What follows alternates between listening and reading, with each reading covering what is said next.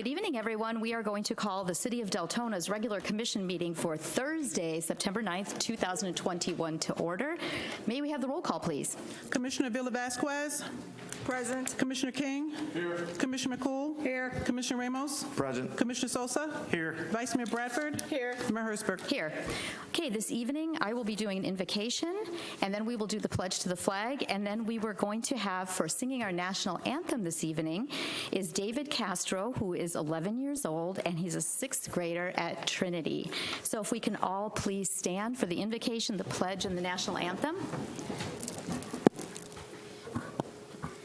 If you all bow your heads today, this evening as we're gathered here to make some decisions for the City of Deltona, we pray not only for our City Commission, for our staff, for our management, but especially for our residents, those residents of the city and of the county and of the state of Florida. We also hold in our prayers our first responders, our Sheriff's Department, our EMS, Deltona Fire Department, and anyone else that is in all those fields that have a really rough job right now. And we also want to hold close in our hearts all those people in the medical profession, the doctors, the nurses, the hospital staff, the respiratory therapists, and everyone else that's on the front line of a pandemic that we all had hoped would be over by now. So please say a prayer for those that are ill. Say a prayer for those who have passed away, and say a prayer for those that are fortunate enough to be healthy in any way, shape, and form. In Jesus' name, amen. I pledge allegiance to the flag of the United States of America and to the republic for which it stands, one nation under God, indivisible, with liberty and justice for all. And now David Castro.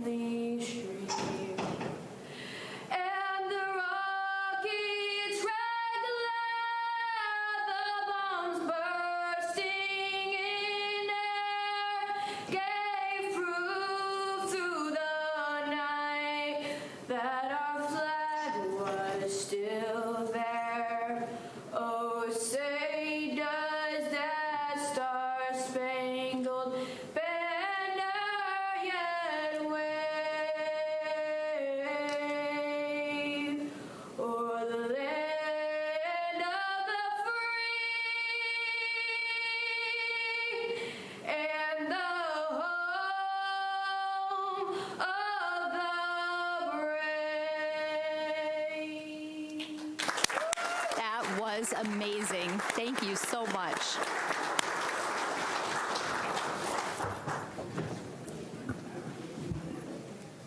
It's our future, ladies and gentlemen. What a voice. We'll move on to our business meeting.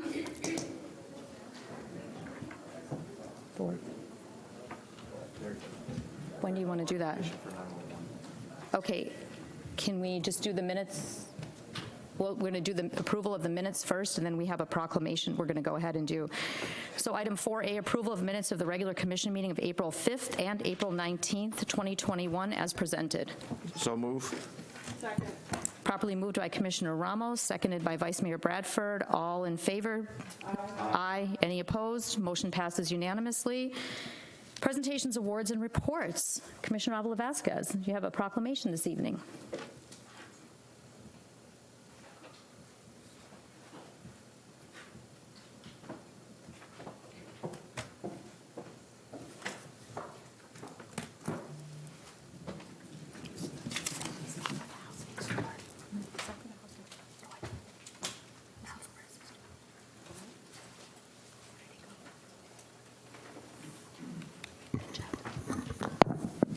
Thank you, Mayor.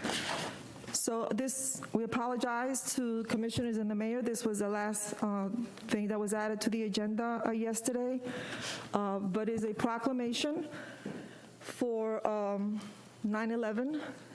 And we all here know or heard of somebody who was part of that 9/11 accident or incident. Somebody close, somebody dear, family members, friends. I know I do. And so this proclamation is for that. And I just want to call up, while I read this proclamation, to somebody that the city of Deltona is so proud of, somebody who was actually there. I want to call Chaplain Alvarez from our fire department.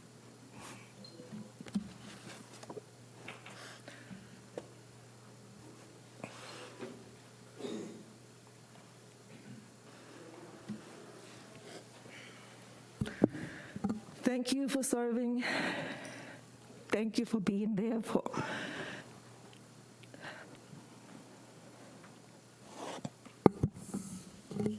Sorry.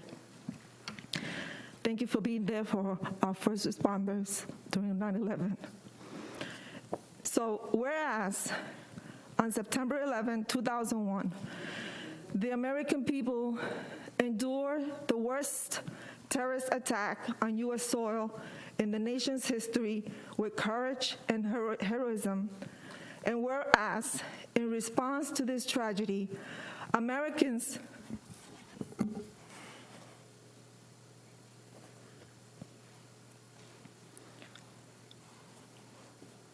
I'm sorry.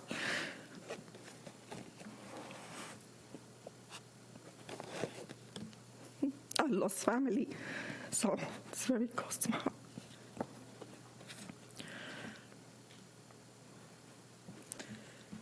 Liz, she's not here. Americans across the country came together in a remarkable spirit of patriotism and unity and carried out countless acts of kindness, generosity, and compassion.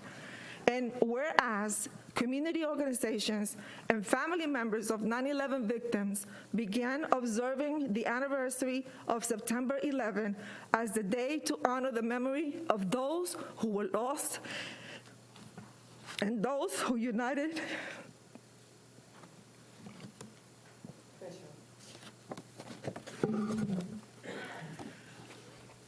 Sorry.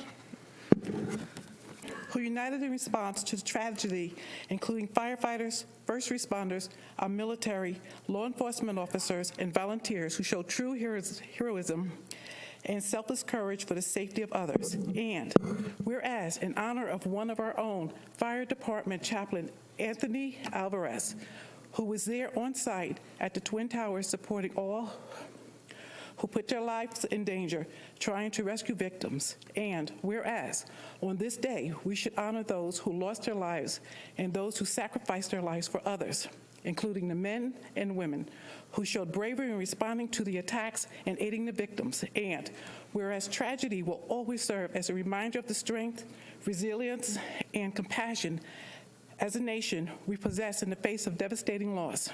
Now, therefore, we, the mayor and commissioners of the city of Deltona, Florida, do hereby proclaim September 11, 2021 as the 20th anniversary of 9/11 Remembrance Day, and urge all citizens to take a moment to commemorate the lives we lost and to do our part to continue to carry forward the ideas of liberty, equality, and justice.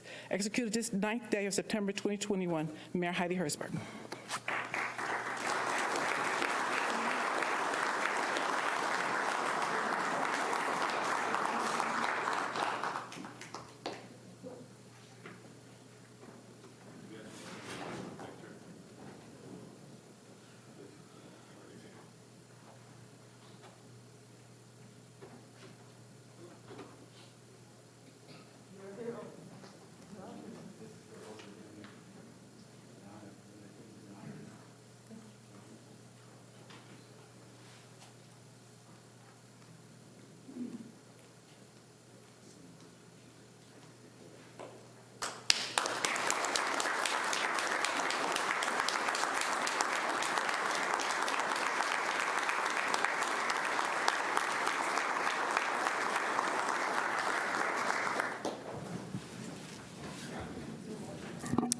Thank you, Commissioner.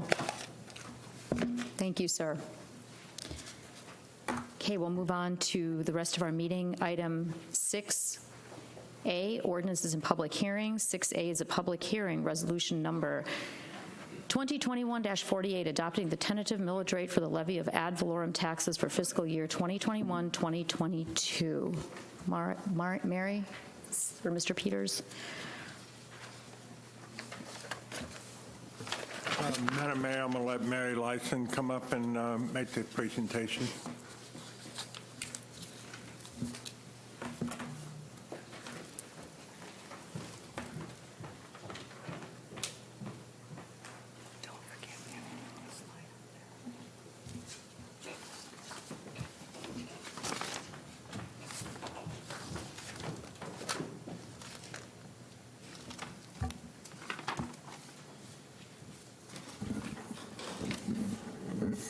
Good evening, Commissioners. The millage rate, proposed millage rate is 7.85. Can you speak a little into the mic? Thank you. Sure. The first item on the agenda is the proposed millage rate, which has to be voted on before the budget. This millage rate is the same that was assessed last year, 7.85. Because of the increase in assessed value of the properties in Deltona, and as well as over most of the country, there is a tax increase in property tax values.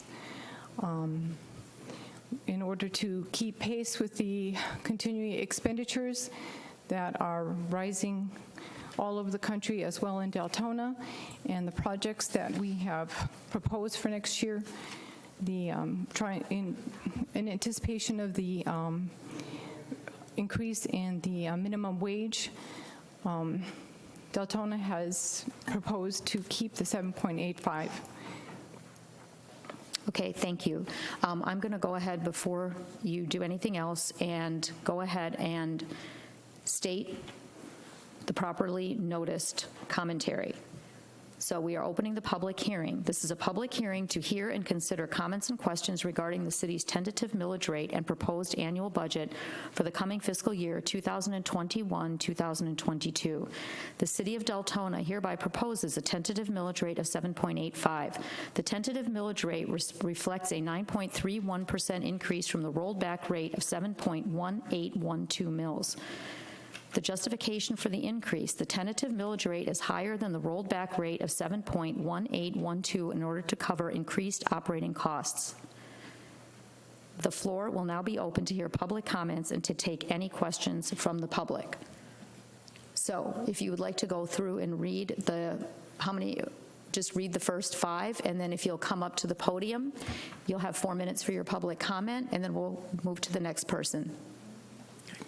Albert Bryan, then Stephanie A. Cox, and then George Carraza. Albert Bryan, please.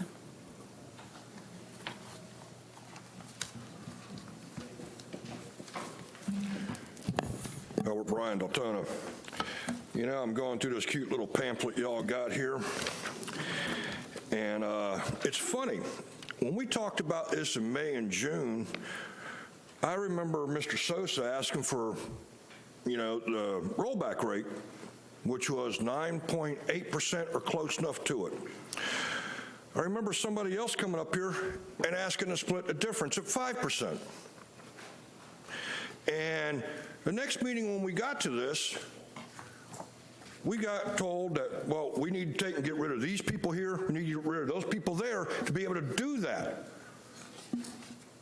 Well, those jobs were the jobs that y'all were proposing. And instead of actually what I said or heard was, well, this is 5% from each line item. This is what we can do. I didn't hear that. Nor on a regular rollback rate did I hear, this is 10% or 9.8, however you want to look at it, from each line item. I didn't hear any of that. I heard the same thing Tuesday night at the county. And it's amazing to me.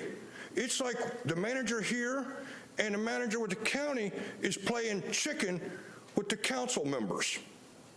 with our hard-earned money. When you really think about it, when you dissect just a section of the budget, that's not 5% from the whole budget. That's not 10% from the whole budget. That's from one section or two sections at the most. Now, what the county did is the manager there, he went after the environmental things because, oh, that's right. The three that were opposing him were environmentalists. What our city manager has done is he went after the employees that we were looking to hire for, oh, that's right, code enforcement. Oh, that's right, for parks and recs. Never mentioned anything else that we saw.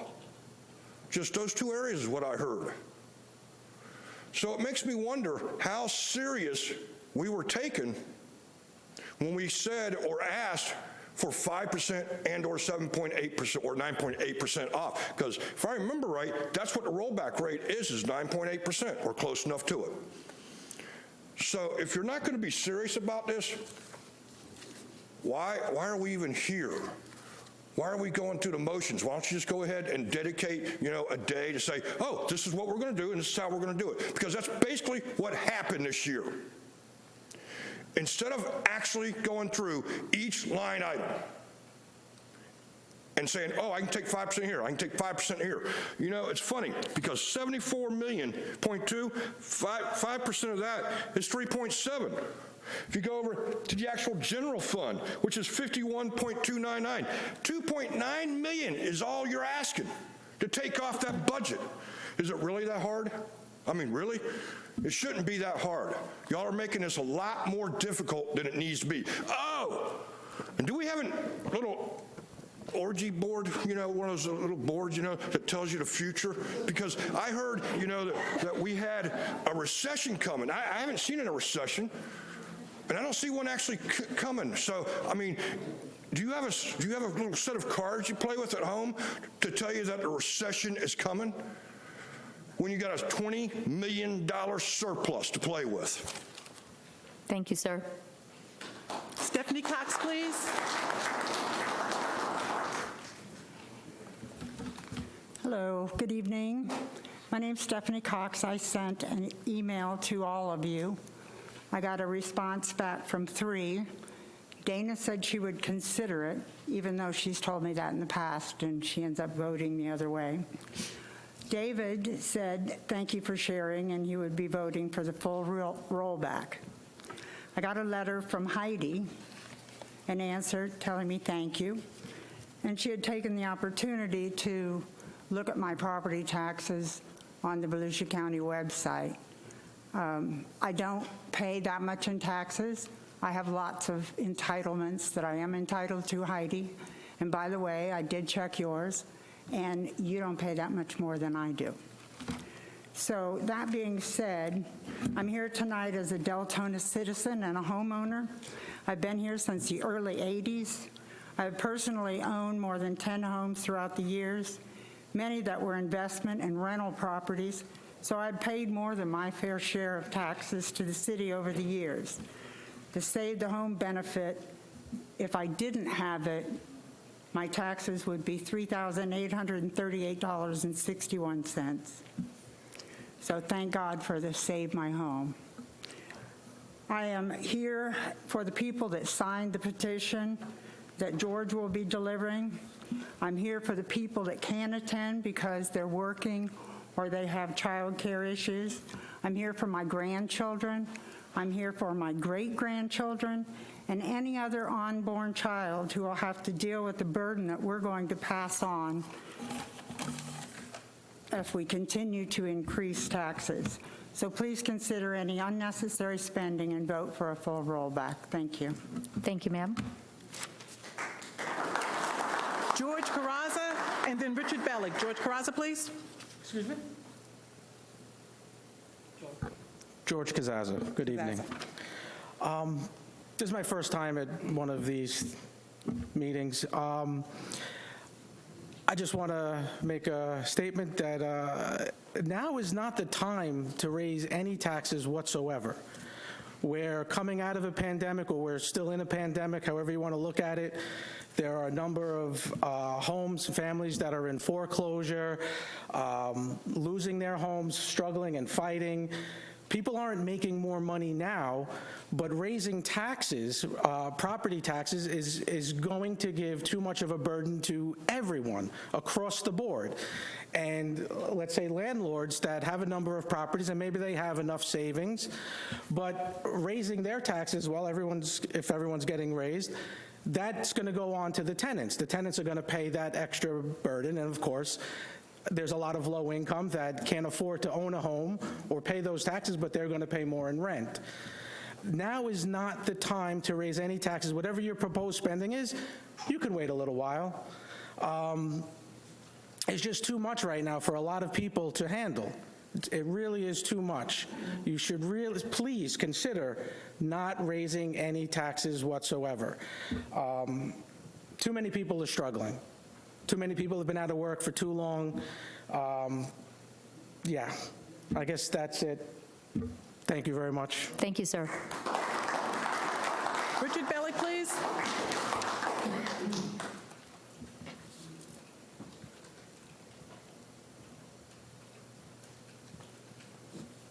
Richard Belloc, Deltona.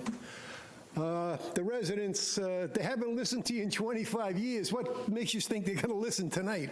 I mean, come on, this is, you know what the story here is in Deltona. The guy just said it. People are struggling. You can't raise their taxes anymore. You could wait. You don't have to do it now. And like I said, 25 years, you'd never listen to the people. Who's going to listen tonight? You're going to nod, you're going to yes, you're going to smile. You're not going to listen to them. You're going to do what you want and force it down their throats. You know it, I know it. Why are we kidding each other? Let's not kid each other. You're going to do it. This is just a formality, letting the people speak. Your minds are made up already. I say, lock up every food truck driver. That's what you look like you want to do. Bye. Thank you, sir. Mayor, that ends public comments. Okay. Thank you, everyone. That closes the public participation period. Commissioners, do you have any comments or questions for either the acting city manager or Mary Lyson from Finance? If you have any, please, now is the time to ask those questions. Commissioner Sosa? Okay. I have a couple questions.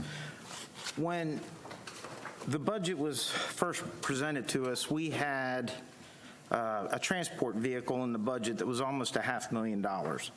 That came out of this proposed budget coming forward, and it was already paid for. Why are we not taking that $500,000 that we will not be spending out of this 21-22 budget and lowering the millage rate off of that? That's one question. Another one is code enforcement. You want to add staff to code enforcement. You want to add 6, 7, 8 more members to code enforcement. Right now, this entire year, we have never been able to fully staff code enforcement. Right now, I believe you got 3 vacancies. So basically, for this upcoming budget, you want to tax people at this point for vacancies that you may not be able to fill.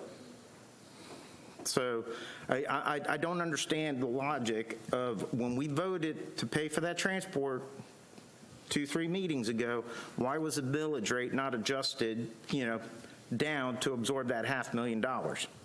Why do we need to add staff to code enforcement when we can't even fill the positions that we have?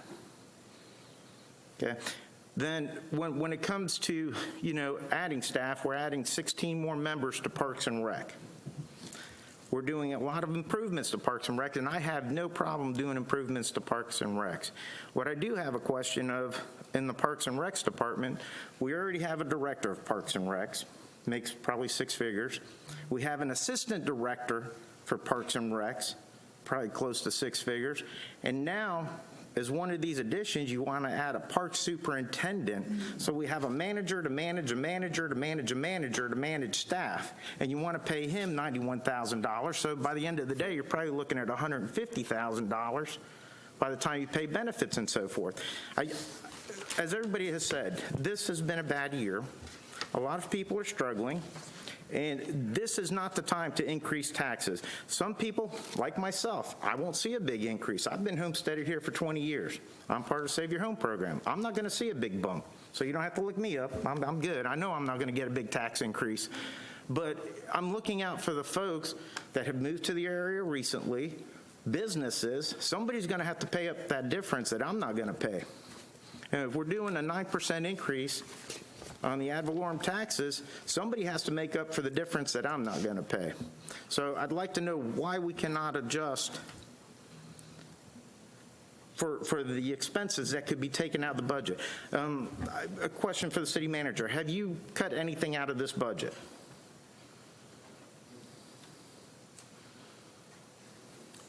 Based on the original request, we made a number of cuts in the budget.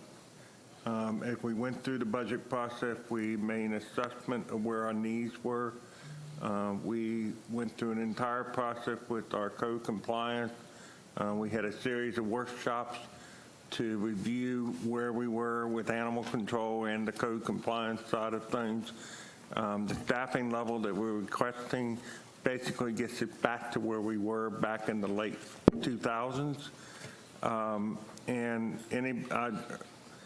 would say that anybody that goes around the community would have to agree that we have serious code compliance issues that need to be addressed. It's not going to happen with the current staffing level. With regard to filling positions, as soon as the budget is complete on September 20th, we are going to have a job fair at the center on September 30th to help fill not just the new positions, but positions we have in the city. The commission had previously had discussions about going to $15 an hour, which for a number of these positions is a significant increase. We believe that that rate of pay will result in better results with regard to filling positions. So we are experiencing similar problems that the entire country is having with regard to filling vacant positions. But as we come out of COVID, I'm confident that we will see an uptick in people that are looking for work, that we can fill vacant positions. And so we have established that we have a specific need in terms of code compliance and Parks and Rec. As I indicated during the budget workshops and the budget review process, we want to improve our parks, but the first thing we have to do is get a program in place to where we're properly maintaining the facilities we have now. I defy anybody to go to one of our parks and see that there are definitely needs that need to be met, and a large part of that is the lack of staffing to take care of it. We have beautiful parks in the city. We have unbelievable programs in the city, but we need to maintain what we have before we start making major improvements. So the proposal for the additional hires is to get there. Mary, I'll let you deal with the fire transport vehicle. Verify something for you, that the transport vehicle was not paid out of property tax revenue. That's paid out of the transport fees that we collect from Volusia County based on the memorandum of understanding. Right. My understanding that initially it was part of coming out of the general fund, but then we negotiated to where it came out of the impact fees, the fire department impact fees. I think part of it was out of the impact fees also. Yes, and then part Which of it is was not- from the transport fees. Right, so that's not Right, but property tax initially in the revenue. budget, it wasn't designated like that, because I remember when we had that meeting, it was, oh, we're going to save some money out of the general fund by paying for this out of the impact fees and from the transport fees. So there's $500,000 there that we should be able to reduce the ad valorem tax rate. I think it was closer to $370,000, but I understand your point. Yeah, it's close in there. I'm just going off of, a couple months back. All right, no problem. Yeah. I have another question. This is in regards to the center. What is, I couldn't find a breakdown. It says other contractual services, $183,000. What does that encompass?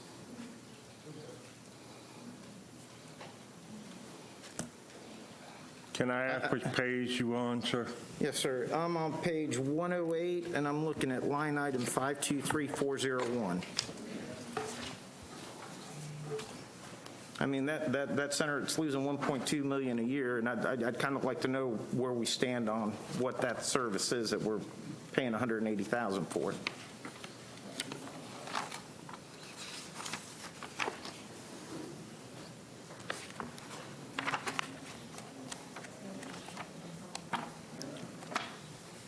Joe Hearns, are you in the audience? He is. Okay.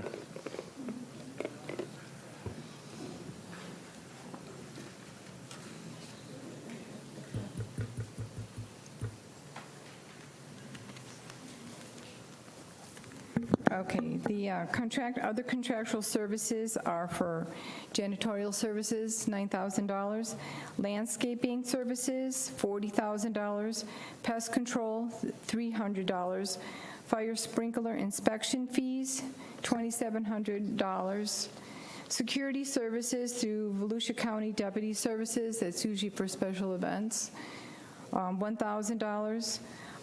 Comedy Club Entertainment, $750. Bank Visa MasterCard charges, $9,000. Website hosting, $1,500. Laundry, dry cleaning services, $15,000. Bartending services, $8,000. Signature events like Latin night, country, dinner shows, $8,000.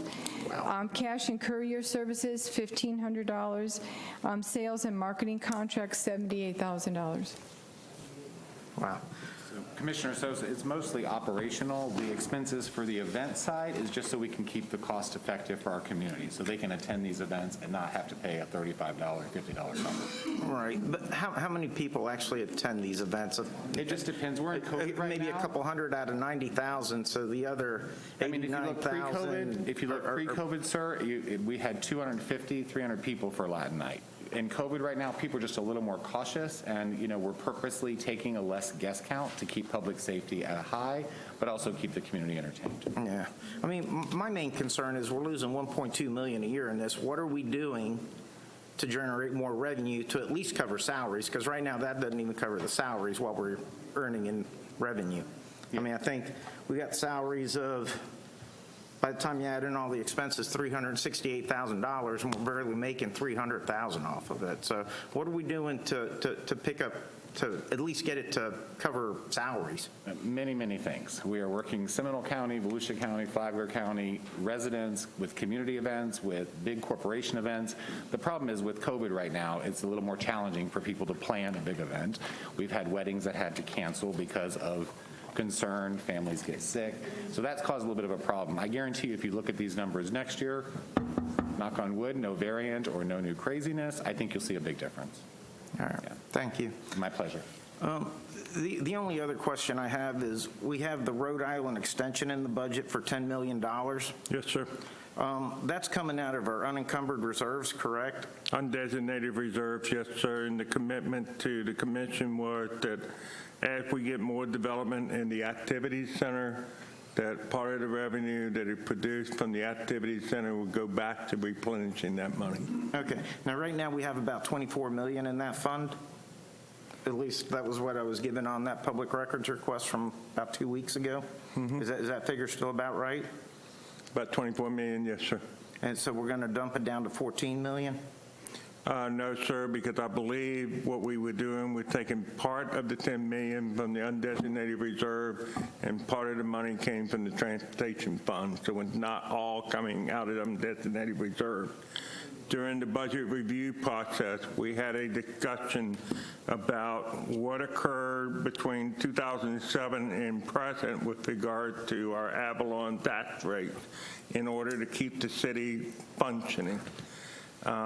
And one of the things that staff said that we would be proposing to you all is a general fund stabilization account of approximately $12 million, in which we would take $12 million of the undesignated reserve, set it aside for the stabilization account, so that if we do have a downturn in the economy, similar to 2007, we would be able to take the financial hit by having the money in that reserve. So what we're trying to do is put a financial policy and procedures in place, because when we're at 7.85, we're dangerously close to the maximum millage rate of 10. If you go back to the 2000, I believe our millage rates were in the upper 4s. We're now in the 7s. So that was $3 million difference over a 10-year period just to keep the city functioning. We did cut a lot of positions even at that. We do not have $3 million to absorb another recession. So the proposal is to create a general fund stabilization account with part of that undesignated reserves. Okay.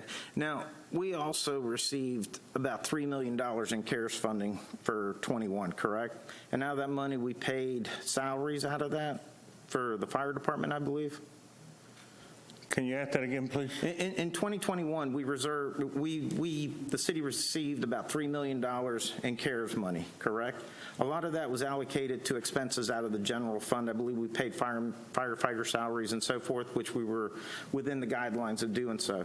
So basically, we had a savings right there of about $3 million that carried over in the general fund. The difference between the 785 rate and the rollback rate of 718 is about $2 million. So that $3 million that we received there that we had coming over from 2021 should cover the difference of the rollback rate versus the 7.85 rate. And also this year, we're going to get over $13 million. I believe we're getting half up front. We may have already received half, and we're getting another payment for half of $13 million. I know out of that, we want to do the water meters, which I saw in the budget, which I totally agree with. I think that would resolve a lot of issues. And I believe we're doing some stormwater projects, some key stormwater projects, which I totally agree with as well. So with those projects there, we're already accomplishing a lot in a short period of time with that $13 million and the $3 million that we should be able to give taxpayers, whether it's a $7 break or a $1,000 break, we should be able to give them a break within the budget. Okay. I actually heard a couple questions in there. The $3.5 million was a one-time expenditure. It had restrictions on it. One time, you cannot do tax policy based on one-time money. Similarly, the 13.8 million that we're receiving has very strong restrictions on it, very heavily toward utilities, which we plan to do approximately $11 million for new meters, which you all have previous reports from us where we will be able to achieve savings in a water and sewer account. That's an enterprise account separate from the general fund.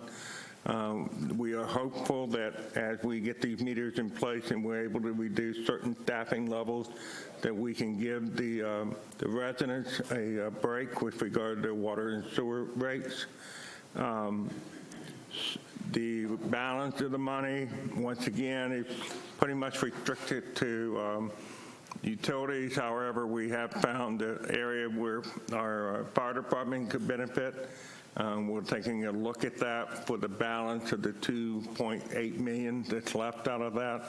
But once again, that is one-time capital. It's not something that you can sustain a tax cut over time. It's dangerous financial policy to reduce your taxes based on a one-time capital reduction in the budget. What we're looking for are sustained cuts, and the only way, and it's going back to a comment that was made earlier from the public, is in order, when we're told to look at 5% cut, 10% cut across the board, there are certain departments that the personnel makes up as much as 75, 80% of the budget. The only way you can achieve a 5% reduction is to cut staff. So it makes it very difficult. It sounds really nice to say, oh, just cut 10%, 5% across the board. With the types of budgets that we have, and it's in this paperwork that you all received here, most of the capital projects are in water and sewer and stormwater. They're enterprise accounts. They're not general fund accounts. So when we look at general fund accounts, if I cut 5% out of the fire department, we're cutting people. When I cut 5% out of planning and zoning, we're cutting people. When I cut 5% out of the building department, we're cutting people. And, we're not in a position to be cutting people. We have staff that is overtaxed already. Lord knows I'm pushing them even harder, and they're saying uncle.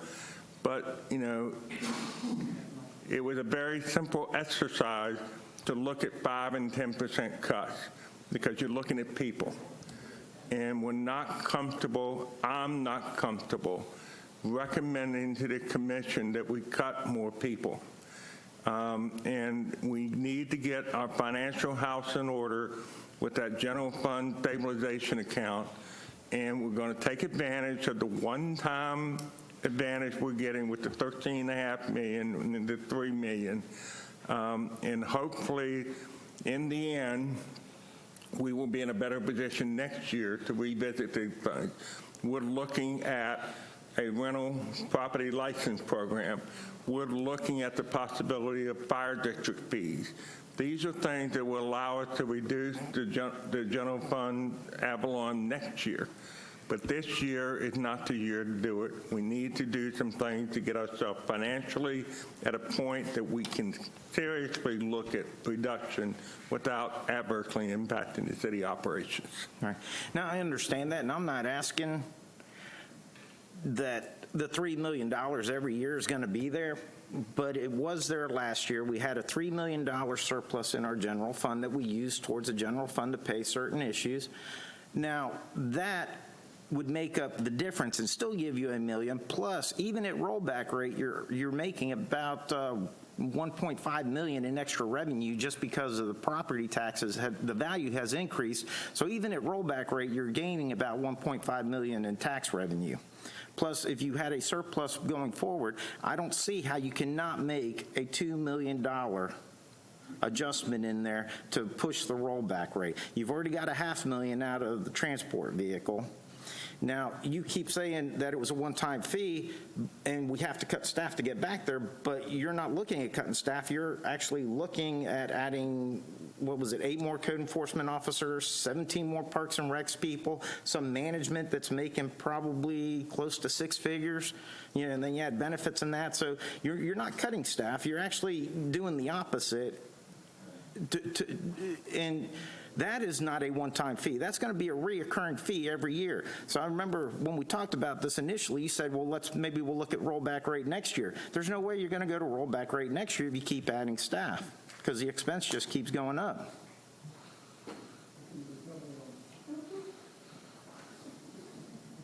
Mr. Socha, I respectfully disagree with what you just said. I have explained it starting in June all the way to now. I have made every attempt to be transparent with regard to how the budget works, why we need to fix our financial house with regard to a general fund stabilization account. And I fully support the budget that we have presented. And like I said, I just respectfully disagree. All right. Well, can you tell me what cuts you made to the budget? Because you said you cut things out. What did you cut out? Pardon me? Now, a couple seconds ago, you had said you had cut things from the budget to get us at 785. What did you cut out? I mean, because to me, when I looked at that budget, it was more of a wish list, and certain items could have been cut from it or deferred for another year. It didn't have to all come down this year. So I'd like to know, what did you cut from the budget when we started our budget workshop? Well, prior to the budget workshops, I received requests from every department. I had a number of new position requests that I denied. There were significant numbers of requests for position with justification But, my feeling was that the emphasis should be on getting our park facilities taken care of. We went through the process of evaluating our code compliance, animal control process. Out of that process, we determined that in order to adequately do the job, to where we can have the city improve, that we needed to increase the staffing levels. So those are decisions that were made based on studies and evaluations. The other positions did not have the supporting studies to justify them, so they did not make it to the budget that was presented to the commission. Okay. Well, yeah, I thank you, but I totally disagree. Thank you. Thank you, sir. Commissioner McCool? Thank you, Madam Mayor. I had a couple of questions. How much longer before, and I know that we're working on it, we briefly skimmed about it, how much longer before we get the impact fee analysis back? We have hired, Ron, do you want to take this one? I know we are in the process.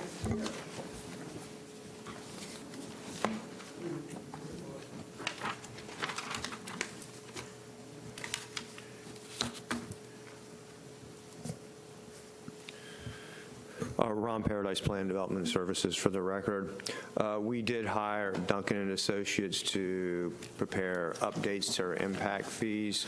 They have come back with an initial draft that is under review at this juncture. There are some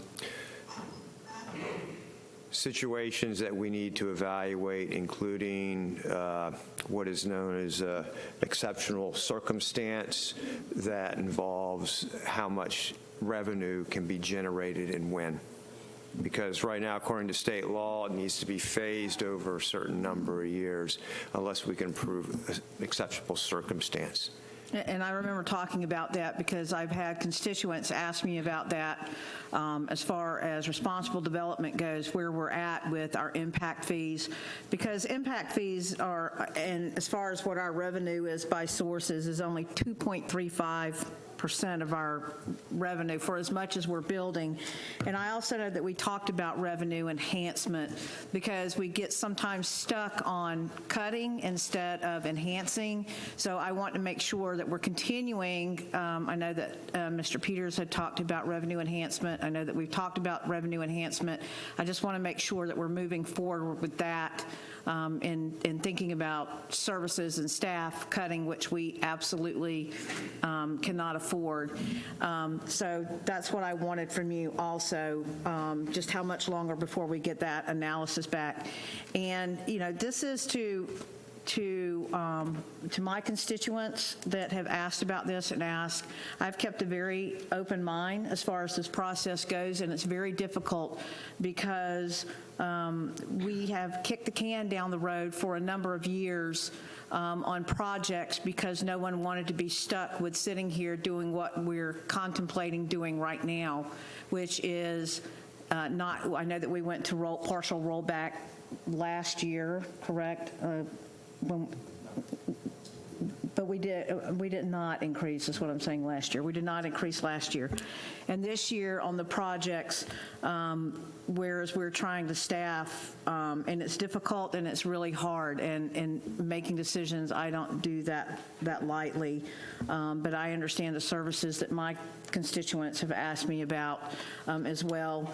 And some of the things that I took into consideration also that my constituency has a right to know when asking about cutting taxes or going to roll back is some of the numbers that I was given in the just value and assessed values of properties. Now, property taxes went up, which is what gave us the big cut, the kick in the teeth, and that's good and bad, equally, depending on how you slice it here. But and listen, and as I told folks in the parking lot, man, I respect totally showing up and telling your commission what you think and being there for everybody that can't speak about this rollback so very much. So in making my decisions, I certainly take that into consideration. I take into consideration the quality of life that we want in here, and I also take into consideration when we talk about adding staff, what the relationship has been in the past with code enforcement, who we're adding positions to, and Parks and Recreation. But again, there are a lot of stuff that we've kicked down the road, and it's the day of reckoning and the time of reckoning, and we can't afford, because what happens is that once we kick something down a road again, we can never catch up at that 10% that we have as a cap. We can never catch up. If we kick the can down the road again, incrementally things go up, because I don't see things costing less, okay? And we have lost the value between what we could purchase it for today and what we purchased it for tomorrow, or the services. And we lose that value as we move along. Also keeping in mind that on the assessed value, the just value, I will tell you, Save Our Homes, okay, is going to decrease over time as people age out or sell out of their homes. That is going to go up as people move themselves out of that benefit. Right now, we're at $1,774,906,000 about, okay, and that decreases over time. We go in our just value, which is $1,987,000, so close to $2 billion is what the value is on all of our collective properties. We are only collecting taxes because of exemptions, homestead exemptions. We have $602 million in homestead exemption. We have the additional 25,000 homestead. We have $495 million, which people are entitled to. People have been in their homes a long time. We try to take care of our elderly. We try to take care of people that deserve, our vets, our widows, our widowers, with all of these. But 48.2% of our property we're not getting taxed on. Or so when I say that I don't make this decision lightly, I keep an open mind up right until the time we vote. I want you to know that I hear you. If I don't agree with you, I hear you. I'm a taxpayer too, so I just wanted to get those numbers out there, because that's what I asked in doing my research. How much are we paying for? How much? I mean, school taxes, Volusia County. Oh my gee, the school taxes that we're paying. So I feel your pain, and I'm not about blowing money, but I'm also about serving our community with the services and the staff that we need. And it's not a political decision, man. It's a constituent quality of life decision. So I just really wanted to say that and let my constituents know, because they've asked, and I have a responsibility to you, and so that's where my thinking is. Thank you. Thank you, ma'am. Vice Mayor Bradford? Pretty much ditto the same thing that the Honorable Commissioner just said. With that, I move to approve resolution number 2021-48, adopting a tentative millage rate of 7.85 for the levy of ad valorem taxes for the fiscal year 2021-2022. Upon approval of this item, authorizes any and all necessary actions, documents, or budget transfers to facilitate commission approval, and further authorizes the acting city manager to sign any documents necessary to further commission approval of this item. Okay, the motion has been properly moved by Vice Mayor Bradford. Is there a second? I will second the motion. So we have a motion and a second on the floor for 7.85. Commissioner King, I believe you are on the board.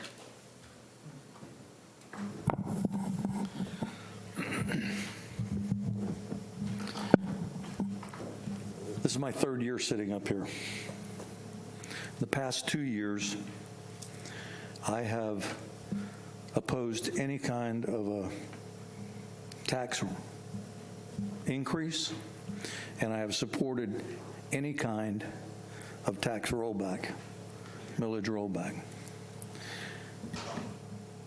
Everything that's been set up here tonight, I think is right. We do have people who can't pay anymore. They're on a fixed income. We've got people that have exemptions. That's true. There's people who are biting the bullet to take the brunt of the taxes because some of us don't have to pay everything we are asked to pay. We're entitled to those exemptions.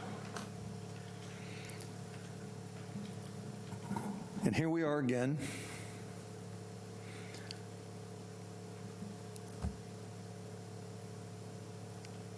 We asked the question early on, what can we cut? What can we take out? We went over every single item. And we sat up here and we agreed that everything that we have in the budget, we wanted.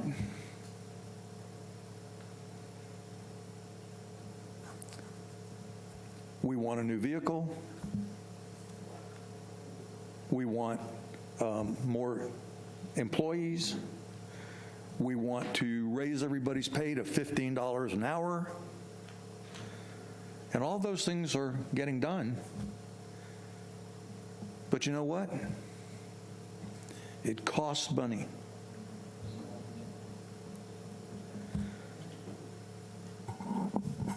I still oppose any kind of pay or any kind of millage increase.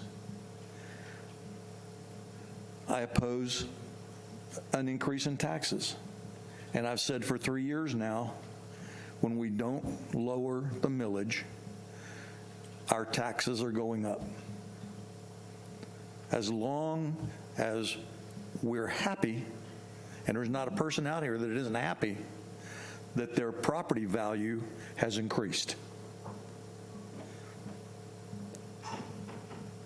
I like it when my property value goes up. And I hope it continues to go up. Because at some point, I may want to sell that house and that piece of property. As I get older, notice I didn't say old, as I get older, I might not want to do quite so much yard work. And I'll be happy if my property is worth a lot more than it is now.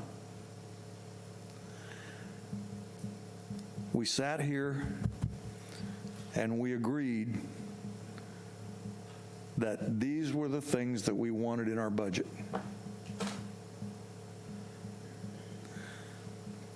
So I just want to go on record as saying that I have had conversations with our interim city manager.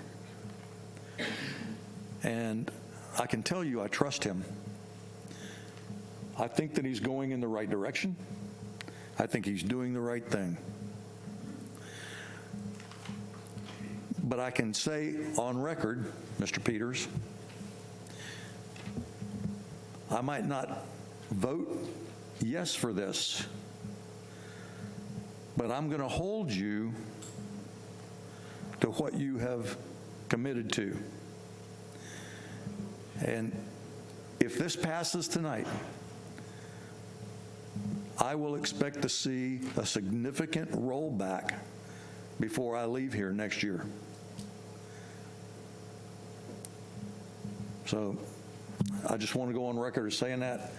Listen, everybody wants restaurants. We want all the luxuries that the city can provide for us. There's some things that we cannot do unless we get these projects done. And if you push them off, then you can't complain that you don't have some place to eat and you got to leave the city. I mean, you have to figure out what you want and what you don't want. And for those of us that sit up here, I can tell you it is not an easy decision to make. It is not.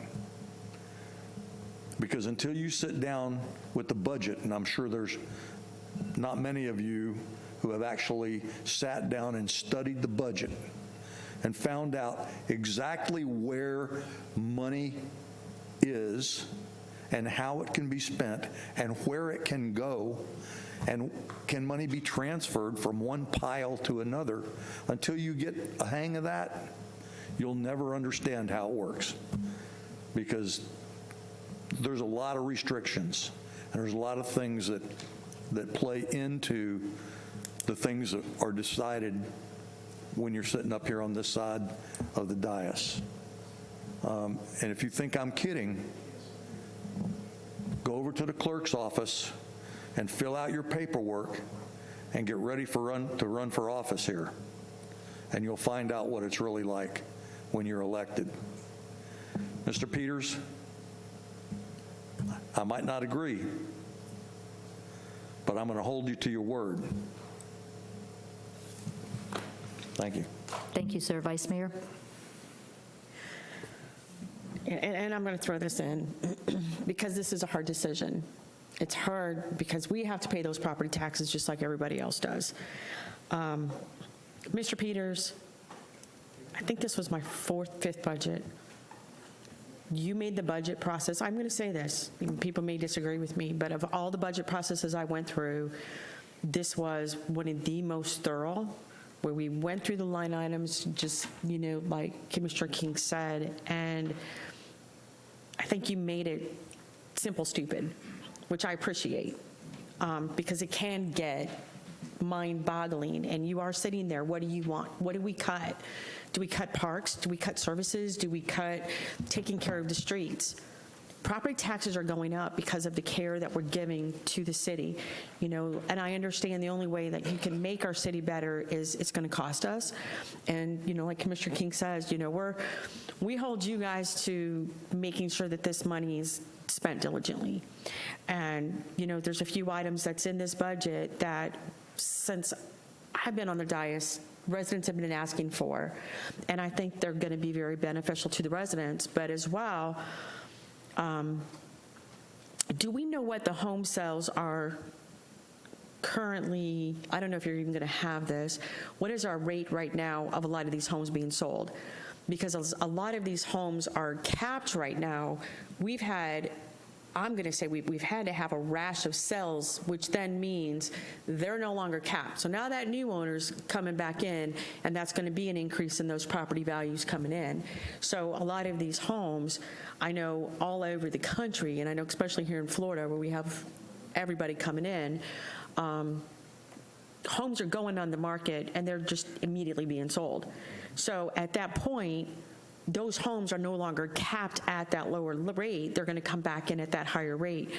Do we have any idea what amount of homes have been sold and flipped over at this point, and when will we have that information so that, we can look at next year where we're at, and hopefully, I'm expecting next year we will be able to have a better rate. Thank you. This is what's been sold? Should be other page. Where'd you get this, Ron, just now? Okay. All right, so this is, what is this showing? What's the second page? So we don't have the number of homes. Go ahead, Ron. What I'm looking for is, do we know the number of homes that have been sold and refinanced in Deltona? Obviously, that's going to increase drastically next year. Our property tax rates are what we're bringing in. Yeah, I think there is intuitively a lot of homes being sold. I do not have the exact number. We've got new homes coming online, and I'm not an expert on Save Our Homes or anything, but I think there's a portability clause too that may, drive some of that. Obviously, people coming in from out of state would not be able to take advantage of that. But, to answer your question, no, I don't have an exact number. And I do not know, what the days on market is for homes within the city as well. I'd be interesting to know, because I know right now we can't even keep homes on the market. And that'll be a drastic increase next year to our tax base as well. But I did want to commend you that you did a great job, staff did a great job on the budget this year, and I appreciate the extra time that you've taken to educate and walk us through it. And if I can address that, you're heaping a lot of praise toward me, but the ladies in the finance department deserve most of the credit. We had an unusual situation this year where our finance director was having serious health issues, and it was a scary situation, not having the leader up there, Mary Lice, and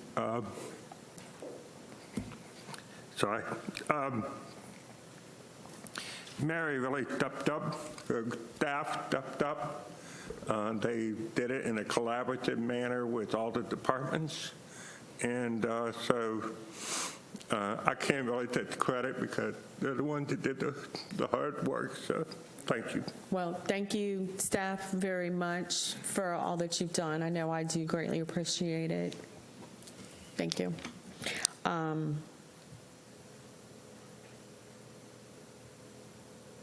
The other hard part we're dealing with is this.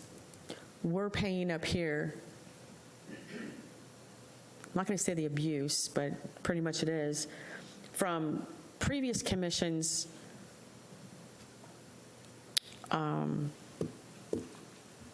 let's just say even with the water department, not wanting to do what had to be done because they wanted to do what people wanted them to do. And it's a tough decision up here to be in the shoes and say, listen, this is a fiscal responsible budget. We are still not back-staffed. When he talks about our staff being they're overworked. I mean, everybody knows it. And it's not just our staff. I talk to employers all over, everywhere, and they say the same thing. They're understaffed. They are putting extra burdens. Restaurants are closing early because they don't have staff. So it's not just the city of Deltona. And to get that staff, what do we have to do? You have to pay them higher. You have to offer benefits. The hospitals, the restaurants. I haven't talked to one business in the city that hasn't said, I am begging for people to come to work. We're offering incentives to come to work. That costs money. And unfortunately, we're having, as a city, to do the same exact thing. Commissioner Sosa just said the same thing. We can't get people to come and work in the departments now. How do you think, putting the positions there? That's the thing. We're begging people to come to work. So to do that, we got to give more money. We got to give incentives. We have to, it's not cheap.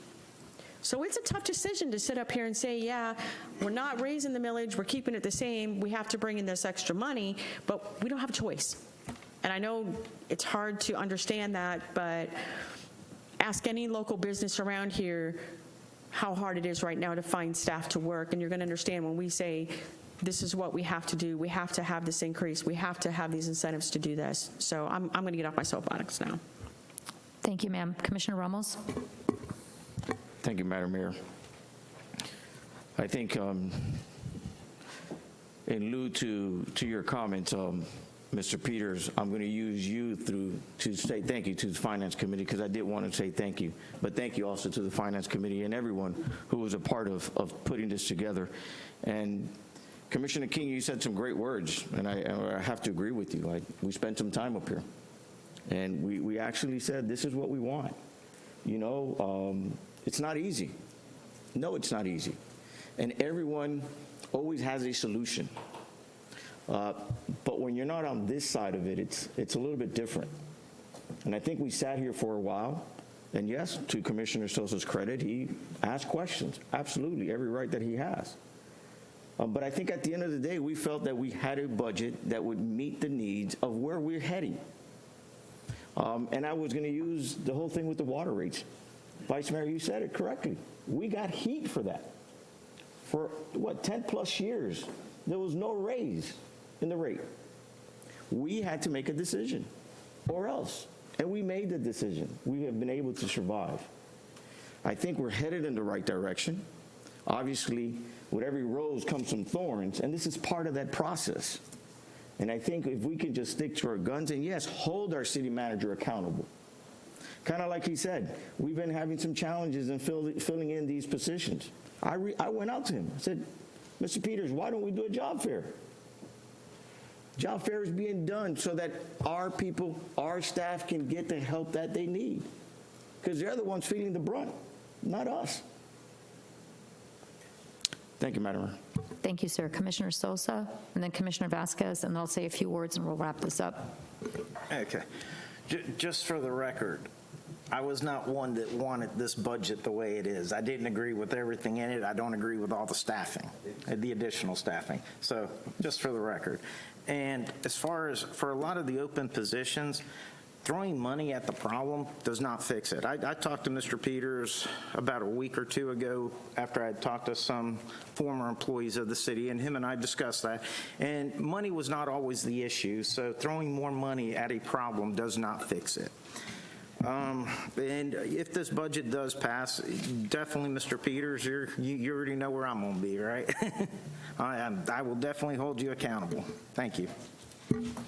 Commissioner Alba Vasquez. Thank you, Mayor. And I just want to, because a lot of the residents of my district have been calling me, we are not raising the millage rate. It's staying the same as last year. So just to clarify that, because I heard a lot of people come up here saying, don't raise it, you're going to raise it. We're not raising it. We're just keeping it the same. Thank you, ma'am. I'm just going to say a few words, and I'll save more commentary for the budget portion, which is next. I did my own tax bill, like the kind woman said earlier. I did this a while ago. And when you look at the millage rates historically I went from 2006, 2008 was about the high point for the assessed value of the home that I have. And you look at the millage rates for 2020, 2021, and the past years, and you really see that the millage rate is basically a multiplier. It's a multiplier of your assessed value or your taxable value. And you can have, if I look at my personal taxes, 2007, we had a millage rate of 3.28. 2000 and my home was at that point valued at $88,723, which was taxable value with a $25,000 deduction for the Save Our Homes, the homestead thing. And when I look at the big year was 2008, our millage rate went up to 4.15. My home value went up to $91,385. But what happened in 2008? The state of Florida allowed the municipalities to have another $25,000 homestead deduction. So then your deduction went up to $50,000.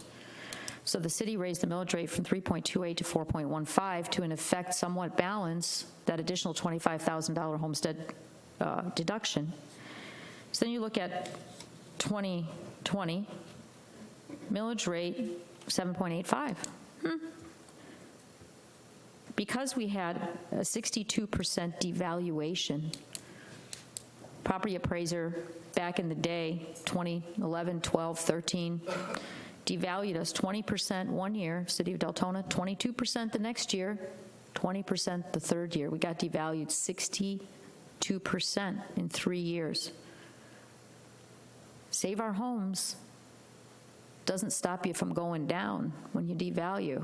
It only stops you from your assessed value from going up more than 3%. Can't go up more than 3%. But it says nothing when there's a devaluation. So consequently, in 2008, my house was valued at $91,385 with a $50,000 deduction. In 2020, with a millage rate of 7.85, my house is valued at $78,205 with a $50,000 homestead deduction. And the reason is your home value from $91,000 dropped down to $70-some thousand it was. It can only go up every single year because I'm homesteaded. Can only go up no more than 3%. State of Florida sets that rate. It was 2.3, then it went 1.9. Anybody know what it is this year? 1.4%. So you have a homesteaded home and you have a homestead, taxable value is not going to go up more, your assessed value is not going to go up more than 1.4%. That's it. So that's why you look at a property tax bill that in 2008, I had a property value of $91,000 and change, and in 2020, it's $78,000. Still a big dump. I'm talking only homesteaded property. So you have a disparity when you have about 25,000 homes in the city that are homesteaded. And then you have all that, the new construction where the people are paying the millage rate, paying a high tax once they get that home constructed, and this year, next year, it kicks in. So at some point, the city's going to have to balance that. And that's what we're trying to do now. We're trying to balance the disparity of the low home value and the rate of increase at 1.4%. You're never even going to get up to 2008. You're never going to get up there in the next 5 years if you can only go up 1.4%. But all those other people are going to go up. This is last year that I'll be voting for 785. It has to change, and it has to go down somewhat next year because of all the new construction coming on. And regarding the budget,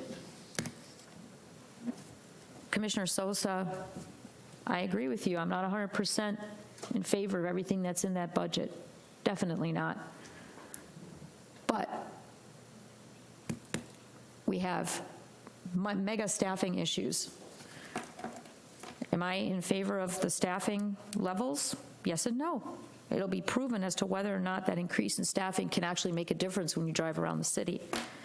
But the one thing I can tell you is we just talked about the ambulance that we ended up taking out of the fund this year. Staff came to us and said, you can save $20,000 approximately on that ambulance if we find a way to pay for it out of this budget before the prices go up. That's just one example. Water meters are another.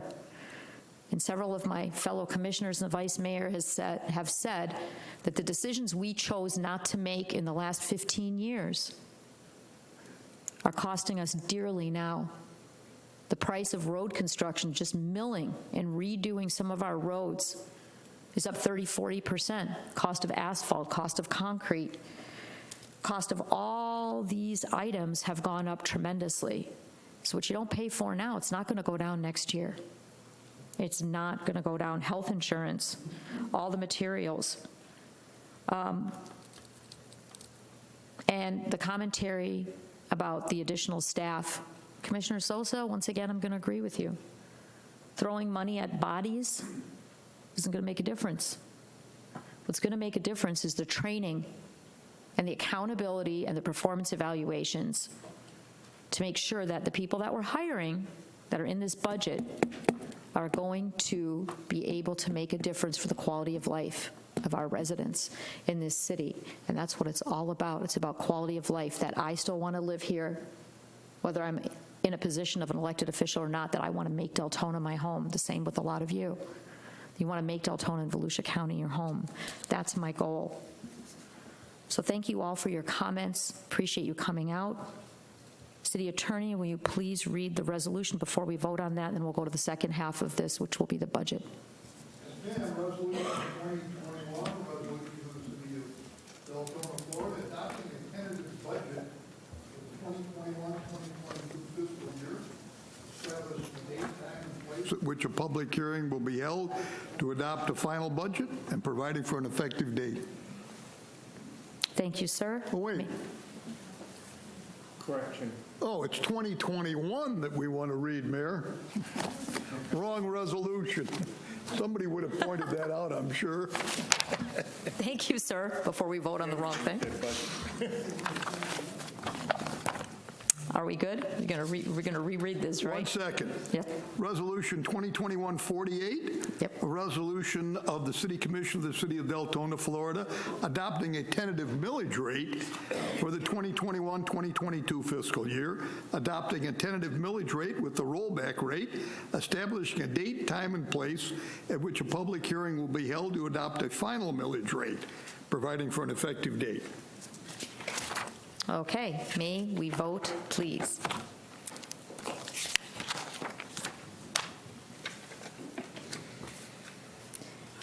And the motion passes 5-2.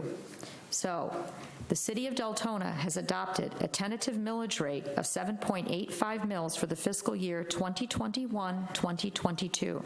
The tentative millage rate reflects a 9.31% increase from the rollback rate of 7.1812 mils. Now we will move to the next item on our agenda, which is public hearing resolution number 2021-49, adopting the tentative annual budget for fiscal year 2021-2022. So I will continue my narrative. The proposed annual budget is summarized as follows.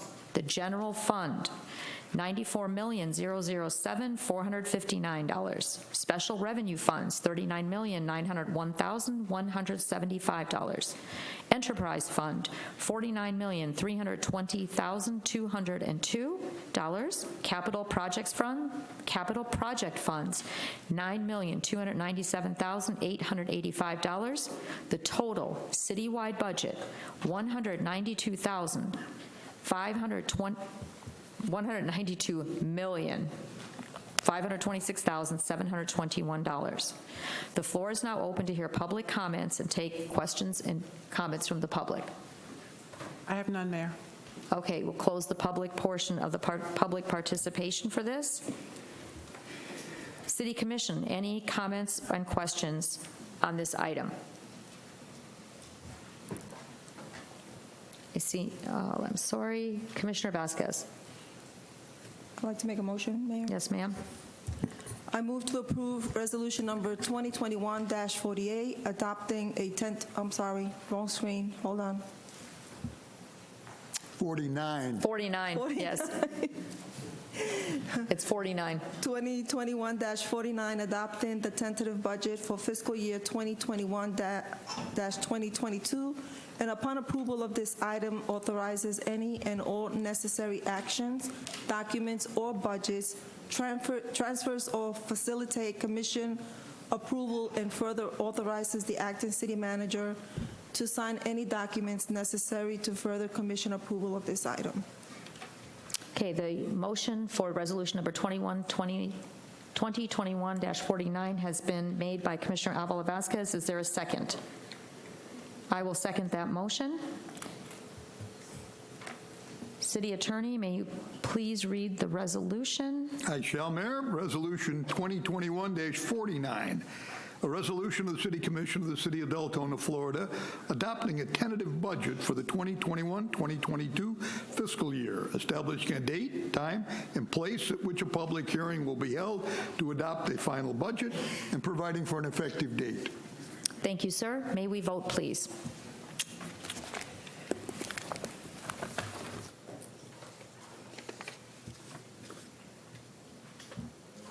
And the motion passes 6-1. We'll now move on to our next item, item C. It's a public hearing. Ordinance number 05-2021, granting to Duke Energy Florida LLC, doing business as Duke Energy and Electric Utility, rights of way utilization franchise for first reading. Commissioner McCool. Yeah, this is one of, I just didn't know if Mr. Peters, I know that it's 6% of the base revenue. Do we have an idea, general, how much that is for revenue for us? Mary, can I call on you?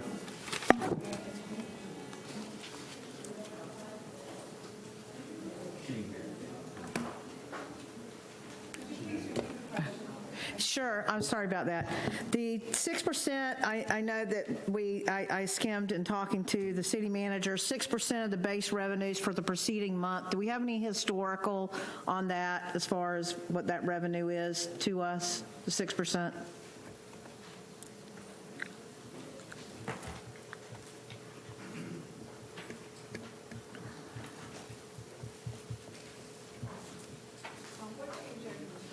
On page 3,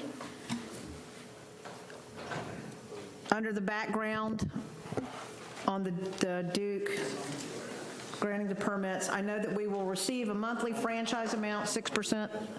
Huh? Yeah, I'm on the agenda. Yes, sir. State your name and name for the record. Hi, Chris Tiedig, Duke Energy. Yep, thank you.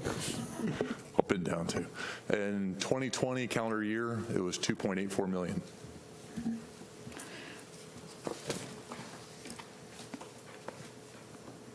Okay, to clarify, 2.84 was the monthly, and we would get 6% of that monthly? I'm just asking, I'm sorry.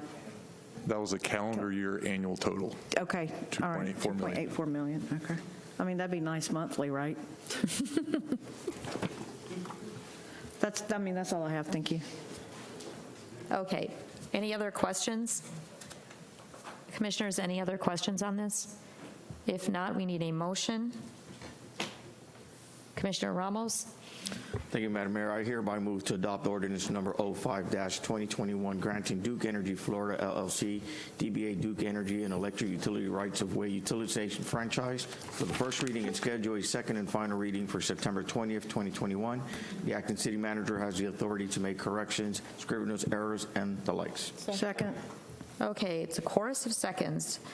Properly moved by Commissioner Ramos, seconded by Vice Mayor Bradford. Would you like to read the ordinance, sir? Yes, ma'am. Ordinance 05-2021. An ordinance amending ordinance number 31-2011 of the City of Deltona, granting the Duke Energy Florida LLC, DBA Duke Energy, an electric utility right-of-way utilization franchise, prescribing the terms and conditions related to the occupancy of municipal streets and rights-of-way in the City of Deltona, Florida, for the purpose of providing electric service, providing for severability of provisions, and providing an effective date. Thank you, sir. May we vote, please?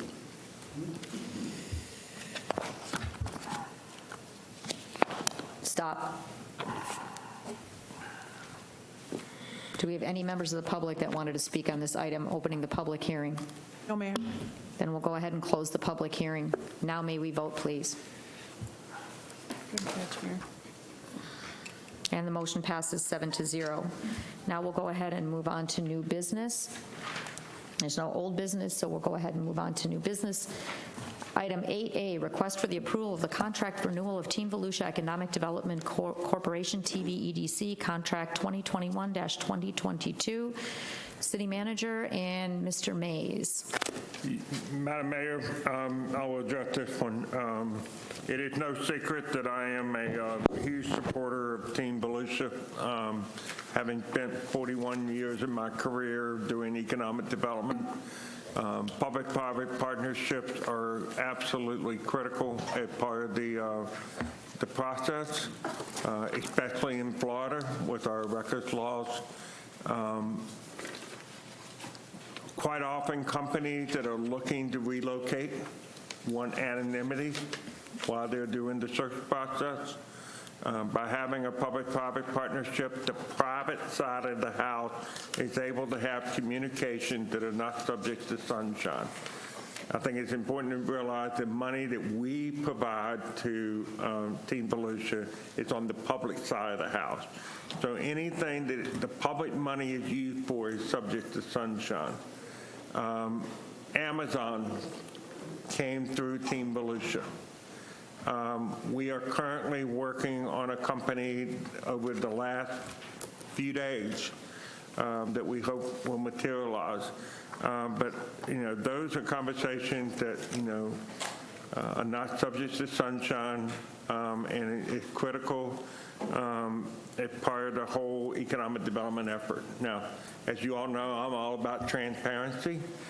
But there is a time for transparency, especially when it comes to companies that are relocating.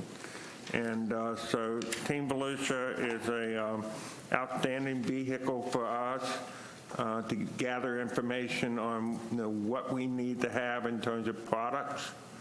And products can be available land. As I have said many times, the 3-column matrix. Is the property properly zoned?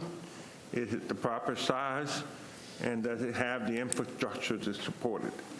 And so quite often in those discussions with Team Volusia, we are able to see what products we need to have. Portland Industries is a key example.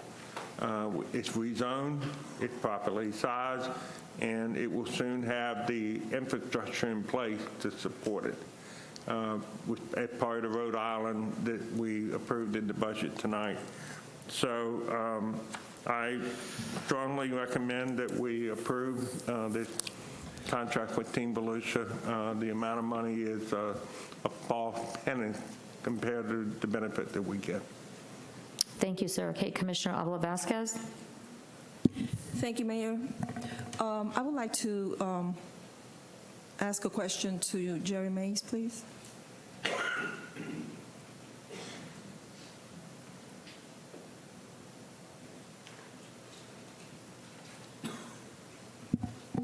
Commissioner. Sir, are you still part of working with Team Volusia to bring in businesses to the city of Deltona?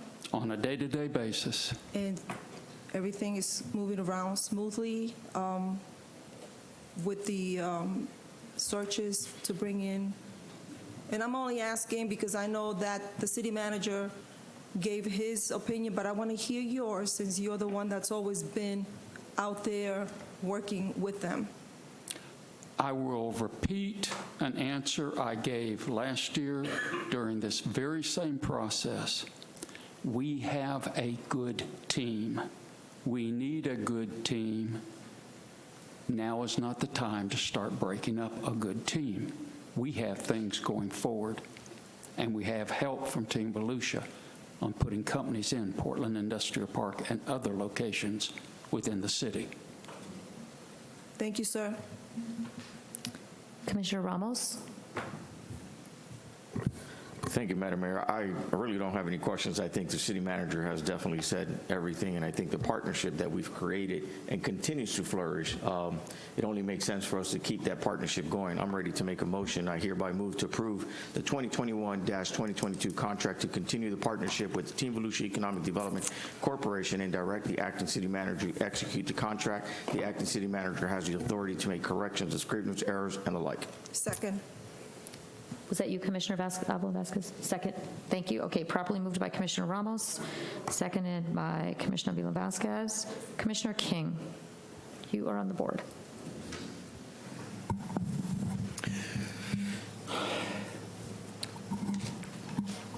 Mr. Peters, I understand from your position why you're a proponent.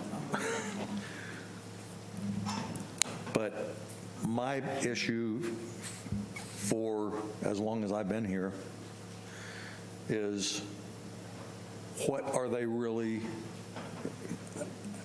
I understand what they're doing.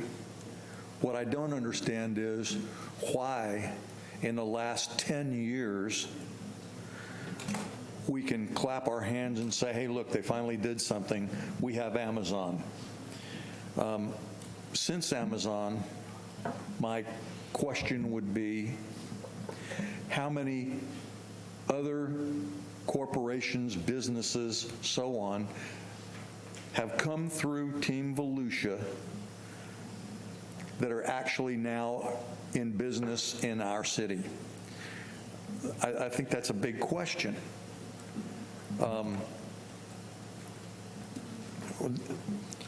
I don't see it. I see smaller cities, some of them on the other side of the county, that are getting a whole lot of new business. But here, we're like the stepchild that we talk to everybody, we got feelers out all over the place, we're in all these different countries, throwing the city of Deltona's name around, but nobody's coming here. We're spending money, about $40,000 a year, and of course now we're the largest city in population in the county, and we're still not, we're paying more for that, but we're not getting the businesses. How many have come in since Amazon?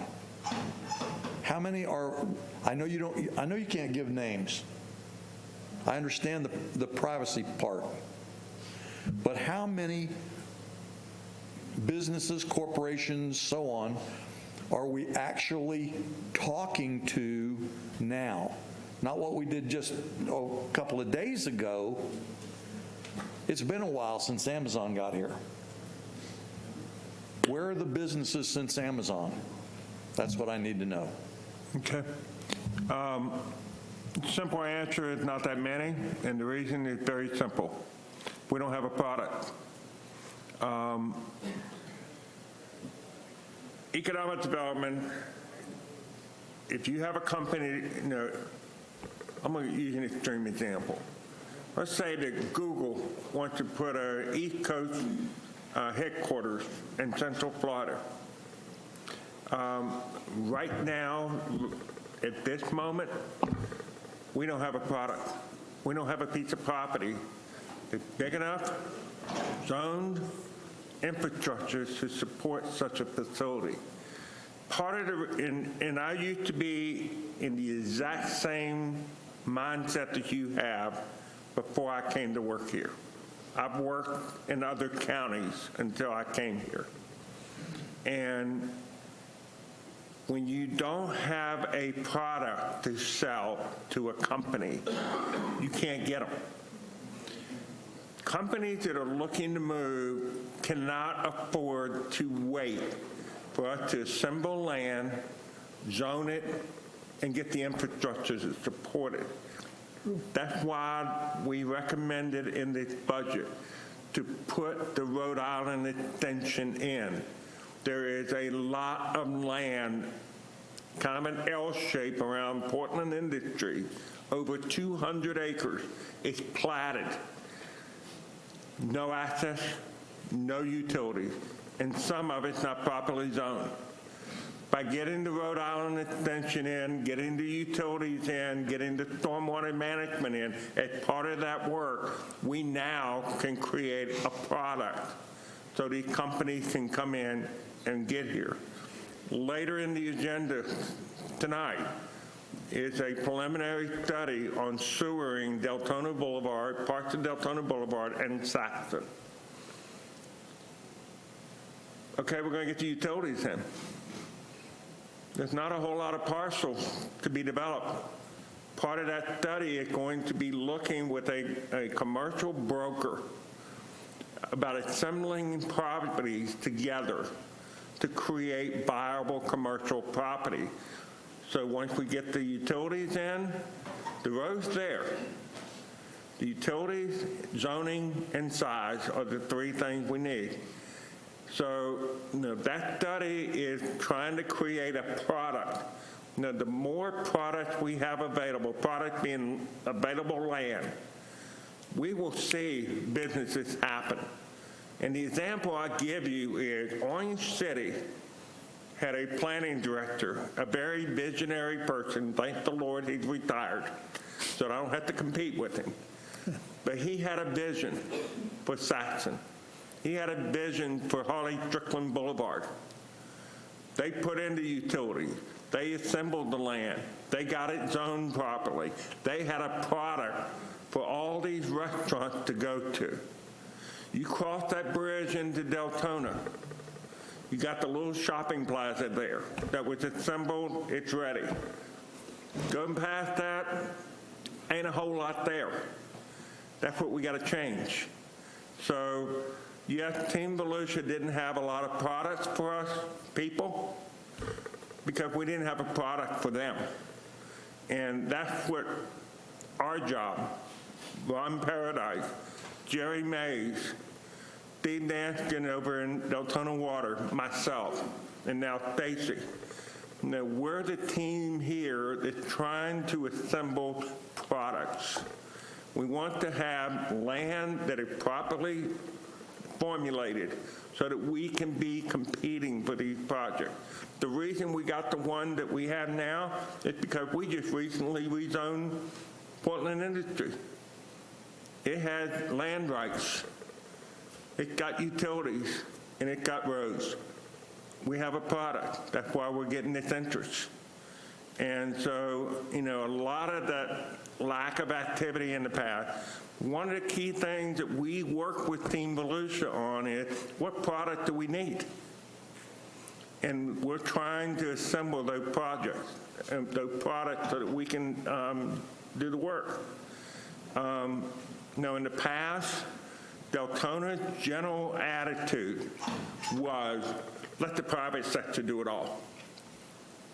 It worked well for Halifax.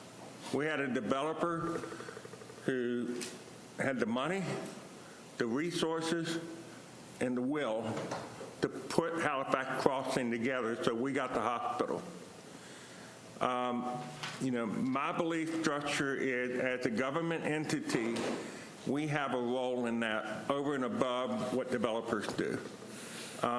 It's a struggle at times dealing with a developer.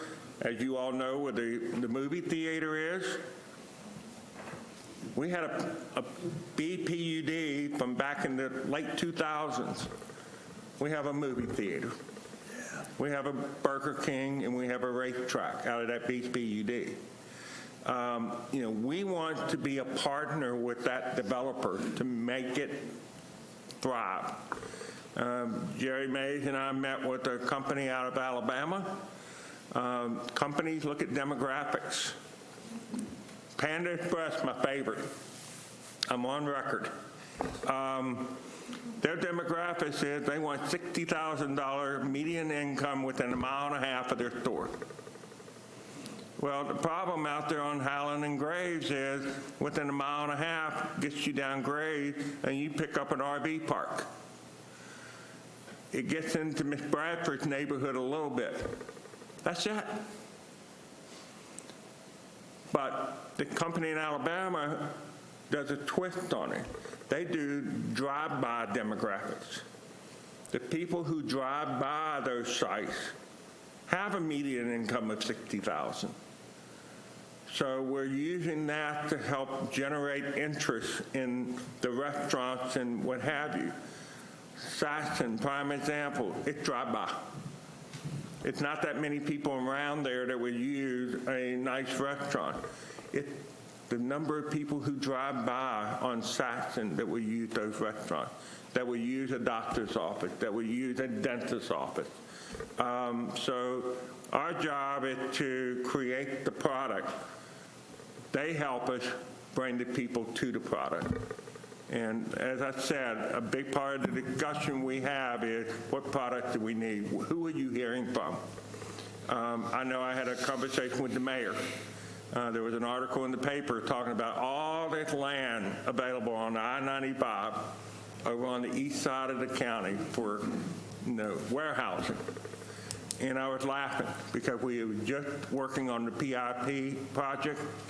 And, I said at the time, I guarantee you our PIP is a better product than what all those properties they were talking about along I-95 because nobody, I'm going to be sorry I say this because now I'm giving away the farm, but they don't take care of that matrix I talk about all the time.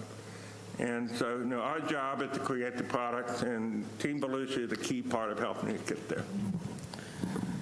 All right, well, they say hindsight is 20/20. We got a lot of hindsight here because we haven't had a product for the last 10 years, yet we've been paying money for something that we can't collect on. You know what I'm saying? If we don't have a product, why are we advertising to get businesses when we know we don't have a product? But we do now. Okay. Unlike the past, we didn't. I will give you, as I said before I came to work for Deltona, I was in your seat. I was not a big fan of Team Volusia. All the money went to the east side. That's the perception. When I came here and started looking at it from an economic development standpoint, I was Public Works and Utilities Director. But because of my experience, I understand economic development. And when I came here and looked at what products we had available, I was astounded. And so, what we have been doing ever since I came here, and we're really pushing it hard now that I'm in this seat, is We're going to put together the product that we need in order for the city to finally have the businesses, the restaurants, the medical facilities, and the things that this community desperately needs in order to go to the next level. That's my job, that's my staff's job, and we're trying our best. Thank you. Vice Mayor? Frustration, totally understand it. When I first took this seat, I sat with Jerry many times and said the same thing. What do we have to do to get the businesses here? Oh my gosh, we need to be out there having parades. I mean, what do we need to do? And he always told me that exactly what was said. And the problem we had was the same thing we talked about earlier. We're not going to spend money on infrastructure. We're not going to spend that money. Nope, we got to keep that money. We don't have the money to spend on that. We don't have it, can't do it. We got other things we have to do. Oh, we're in a recession now. We can't spend the money to fix those roads, you know. And I know we lost businesses because I heard the businesses over and over and over. Well, you know, I looked at Deltona. The problem is I'm not going to buy 2 parcels or 3 parcels just to put this here, plus there's no space for that because you don't have the infrastructure to put it in here. So I went down here where they had infrastructure. So it's like, what in the world? So then it comes up, oh, nope, we don't have the budget to put that in there. We don't have the infrastructure to put that in here. So I've heard this for the last 5 years. We don't have what they're looking, we don't have the lunch crowd. Well, I think we got lunch crowd now. I think we're pretty close to having that lunch crowd, and I think we're on the map. But what we have to do is make sure that infrastructure is put in there. That's our job. That's our job, to make sure that becomes a priority so that we can get all of these wonderful services in Deltona. And, you know, I commend you, I commend staff. I know, Jerry, you've said it over and over and over to me, you know, we need this infrastructure. We need this infrastructure. You're not going to have it and need it without this infrastructure. And it's hard to bite because it's just like being a homeowner. We don't like paying for things we don't want to see. Who wants to pay a lot of money to put a septic in? We don't want to do that, right? That's a lot of money. That's dirt. We don't want to see that. But that's something we have to do as a commission, is make sure that these viable areas, which I think we even talked about during our strategic plan, was having our zones, having each one of our exits have and build it up. But where are we going to run into? Is that just going to be talk? Because if we don't put infrastructure in those areas, that wonderful strategic planning meeting we had is going to be just nothing. Because nobody's going to go to those exits, nobody's going to go to those areas, because again, we don't have infrastructure, because nobody wants to spend money on something that they can't see, touch, and feel. So, I mean, I've been frustrated with Team Volusia, but, you know, I've also heard from Team Volusia in prior years, you guys got to do this, and we went on deaf ears going, but we don't want to spend that money. So, again, it goes back to many years of not doing what needed to be done to move the city forward. Thank you, Vice Mayor. We'll go ahead and open the public comment. Is there anyone that wanted to speak on this? Yes, Mayor. Raphael Ramirez, please. Can I say something real quick? Oh. I have to do it. Oh, come on. So, No. I just have to throw out there real quick while you're up here. Congratulations for your award. Don't put the time. Did you put it up there? So, you know, our own Halifax Hospital Raphael was actually just presented an award a week ago at the Hispanic Chamber Healthcare Yes, the Awards. Chamber's Healthcare. So I just want to say congratulations, Raphael. I told him I wasn't going to embarrass him, but I couldn't resist. Congratulations. Thank you. So I'm Rafael Ramirez, and I am not a resident, but I represent Halifax Health. And in my position in Halifax, I am the executive board level at Team Volusia. And in my previous life as a banker, I was all over, I can't spend this money. Looking ahead, as our commissioner pointed out, in his own words, not none of those words. But so my message is one of looking ahead. I don't know what happened here the last 10 years. 6, 7, 8 years later or back. But as we look forward, and we have a manager and a staff that is focused on development and providing land, like ours was. And by the way, we asked for the money for the street. So you're right, but not quite. I came up with the idea, let's just ask for the money just to make sure that the development is right. We need to realize that Jerry is one person, and he can't be everywhere one time, and internationally or prospecting today for 2 years from now.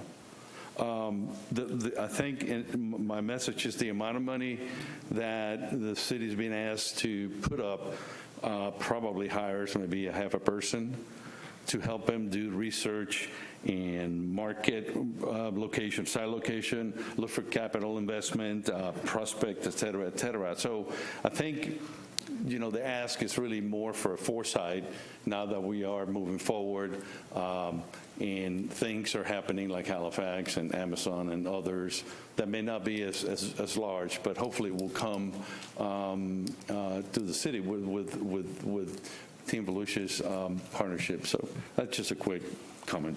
Thank you. Thank you. Yep. Closes it. Okay, we'll close the public comment portion of this, and before we vote, I would just like to say a couple words. As the city's representative to Team Volusia, after former Vice Mayor Trusch was the original representative, I see both sides. I see the city's frustration with not having a viable business since Amazon come in, and I also see the amount of effort that has gone in and the prospects that have come through the pipeline, but in the end didn't come through. We had a call center years ago that wanted to go in Deltona Plaza. Unfortunately, they took a ride through the city and said, no thanks, left, bye-bye. Didn't like what they saw. Unfortunately, they came in the worst way through the city, through one of our really, really bad entrances. We saw how bad it looked. We also had other companies that wanted to come in, and then first of all, Duke Energy, and the gentleman I think is gone with Duke Energy, but Duke Energy was really instrumental in doing a site selection study, and they did everything out here in this area. They did it was no cost to the city of Deltona, and really that's what kind of pointed the way for all the land that we have out there on Howland and along I-4. We are blessed with 3 I-4 interchanges. 3. That's a lot. Unfortunately, Doyle Road and Saxon are kind of tightened up that you're not going to be able to get a distribution or manufacturing in there. But boy, Howland has a lot of land. That old activities center has a lot of potential. Howland Boulevard as a whole has a lot of potential. But as everybody else previously has said, it's assemblage. The racetrack gas station took 15 years to assemble 9 parcels. 15 years to get 9 houses together to put 1 racetrack gas station there. Am I right, Jer? Yep. Same with that parcel on Saxon and Normandy down from the racetrack. It's about 5 or 6 houses, something like that.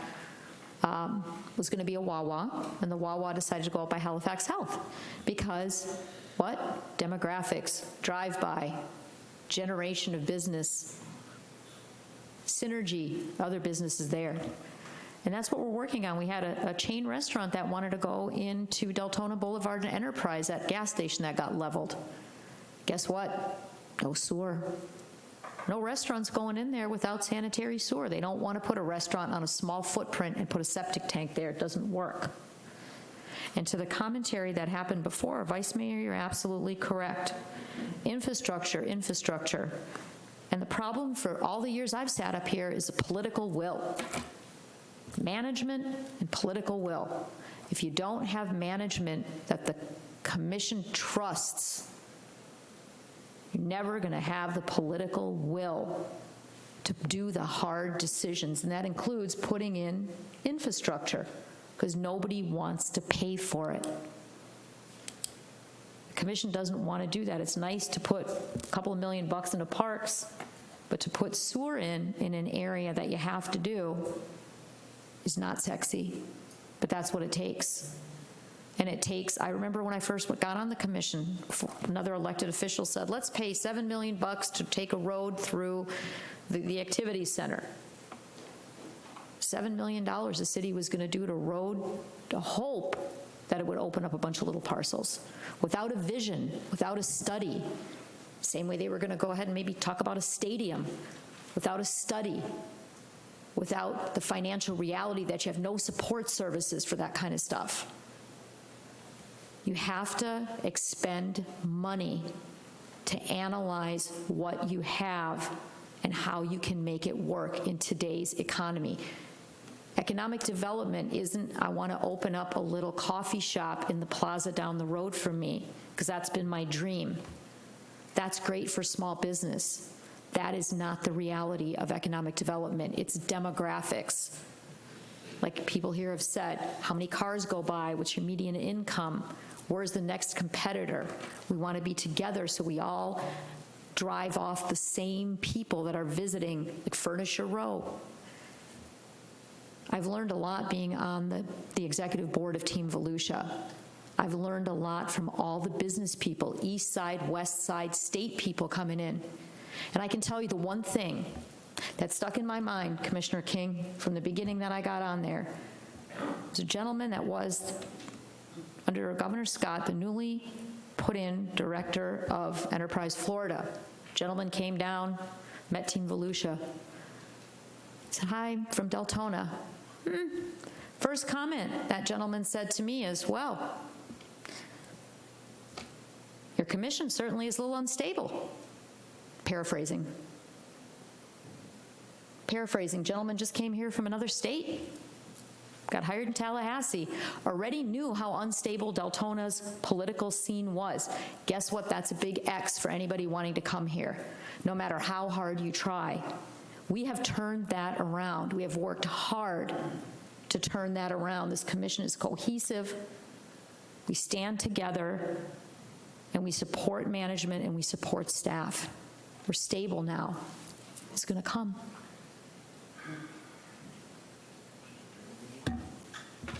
We have a motion and a second on the floor. May we vote, please? Motion passes 7-0. We'll now move on to item B, request for approval of an alternative sign proposal as per section 102-11 of the City of Deltona Land Development Code. Mr. Paradise. Thank you, Madam Mayor. Ron Paradise. Us and the residents. Focus on city beautification.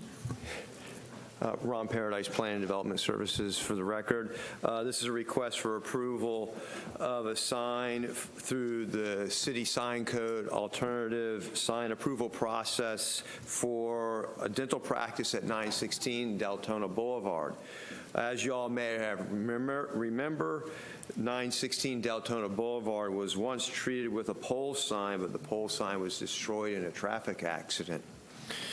916 Deltona Boulevard, again, as you all know, is an older yet viable development, and the location of the new modern sign did not comply with the city sign code setback requirements of 10 feet without encroaching into an existing stormwater retention area. To facilitate the location of the sign and to review that location within the retention area, it was determined that this process would need to be invoked, the alternative sign process, and it would need to go to DRC for a review. DRC did recommend that the location of the sign could be appropriate and confirmed if all the site distances, i.e., the vision triangle and stuff for cars entering and exiting the facility could be accounted for. And this would require and did require a survey and some site plan work. And attached to your all's agenda item is a survey and also a site plan and the elevation of the sign, which is approximately 60 square feet. It's a monument sign. It has approximately 48 square feet of copy area. All site distances are maintained, and staff does recommend the City Commission approve the requested sign consistent with Section 102.11 of the city's Land Development Code. I'll be happy to field any questions you all may have with regard to this. And the board has lit up. Commissioner Avila Vasquez. Thank you, Mayor.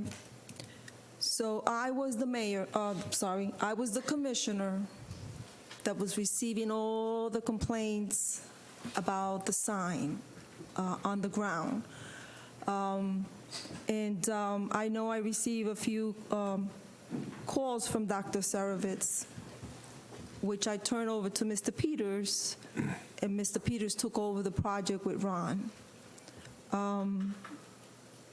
I'm happy to hear that all has been resolved and all the residents of that district are going to be happy to see, they were happy to see the sign gone to begin with, the old sign. And I understand that because of insurance reasons, it wasn't being handled at that moment.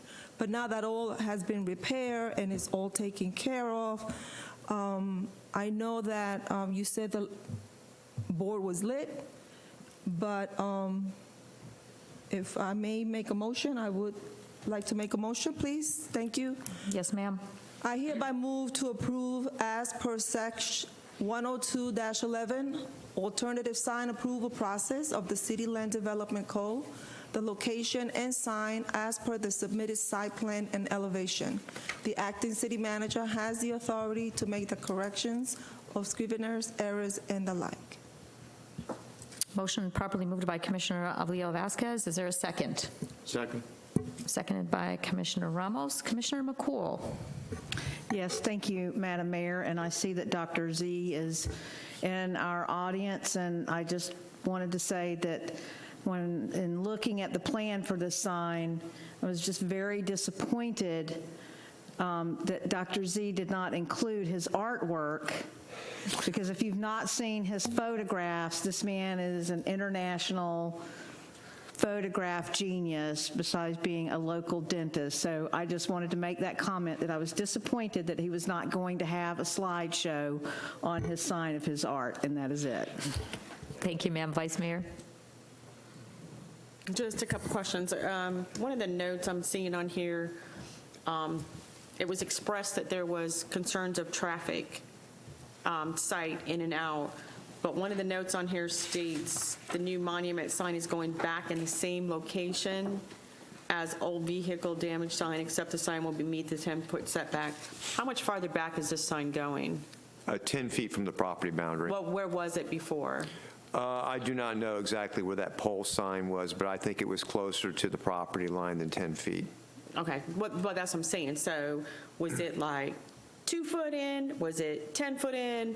Because I want to make sure if we've had complaints that there was problems with sight in and out, that we're moving it back far enough where we're not going to be impeding the vision of oncoming traffic or traffic, you know? Yeah, the sign where proposed will not impede those sight distances. Thank you. Commissioner Avila Vasquez. Thank you, Mayor. I just want to clarify, when I said complaints, the complaints were because of the sign being on the ground. No complaints about visibility. It was because the sign was knocked down by a car. It was a car accident. And Dr. Z, as Commissioner McCool calls him, was waiting for his insurance to get back to him, and that's the reason why it wasn't touched. But the complaint was not, it was just about the sign that looked ugly there.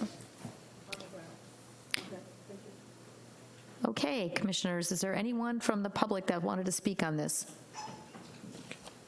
Dr. Michael Zerovitz. Sorry. Okay, Dr. Z. I'll keep it brief. I would like to express my thanks to the people in the city of Deltona, in the management, who have helped me navigate this process to replace the damaged sign. I had some very nice conversations with the acting city manager, and between you and me, he's not acting, he's for real. So I appreciate that. Mr. Peters, city attorney, has been very helpful, and everyone who I've dealt with in the city has also been helpful. It did take a little longer than I would have hoped, but now that the process seems to be coming to an end, we can tell our sign company to finish the process and get this thing installed, and I won't have to listen to the comments I receive daily. Are you still in business? Have you retired? Is your business still open? What happened to the sign? I couldn't find you. But now we can move forward with success. Thank you very much. Thank you, sir. That closes. Okay, that closes the public comment portion. So we have a motion and a second. May we vote, please?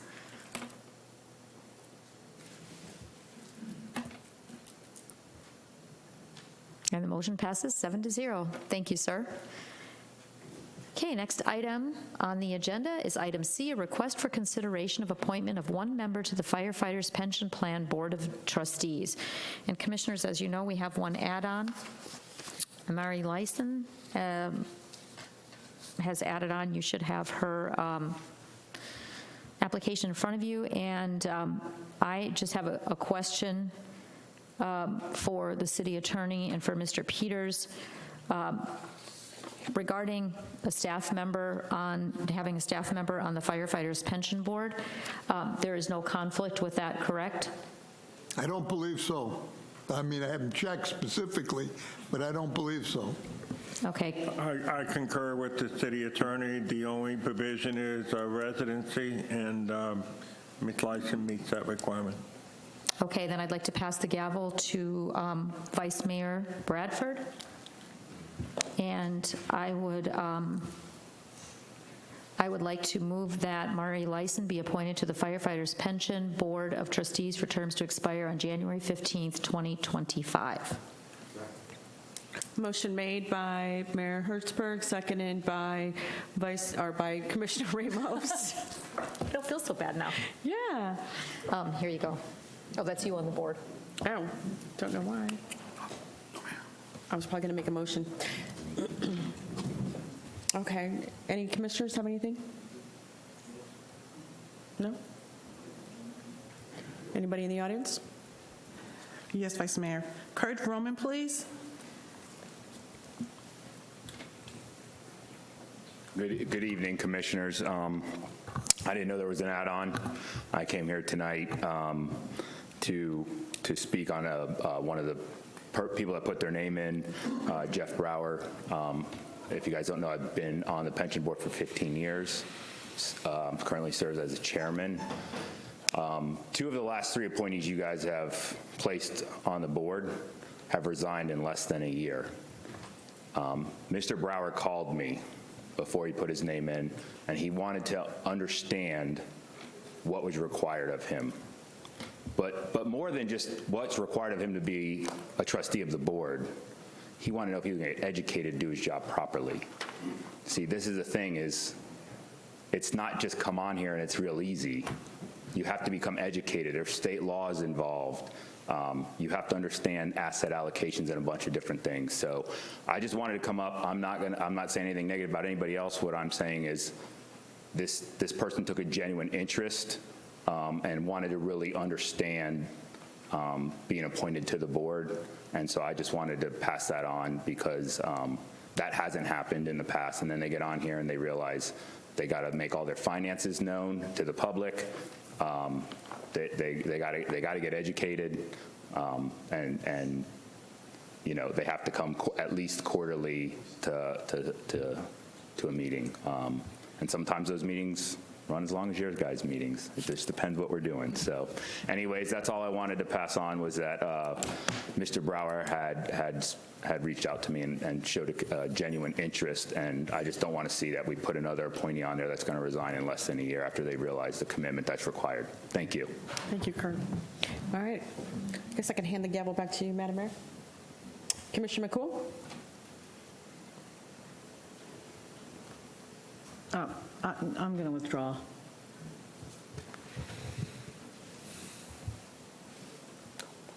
Okay, we're just going to call for the vote then. Oh, wait, hold on. Do we need to read? No. Who clicked in? Somebody click in? Oh, I'm sorry. Commissioner Villa-Vasquez? Thank you. I also got a recommendation for Jeff Brower, and he is also on another board with us. I think it's the IHAC board. Am I correct? Charter review. The charter review. And I've gotten good feedback from some of the people. So I also want to put him in, if it's allowed, even though there was a second motion. You have to vote on the first motion first. There's a motion and a second. And then if that motion fails, then you can nominate someone else. Okay, thank you. So I think there's a motion and a second and a vote up right now for Yes, that. ma'am. And if it fails for that one, then you can nominate someone else. Madam Mayor, my board was cleared as far as the vote. If they could put that back up, please. Hold on, Joyce Yeah, I is think she's working on working it. on it right now. Oh, we're all gone. Everybody's She's gone. working on it. All right, now we may vote.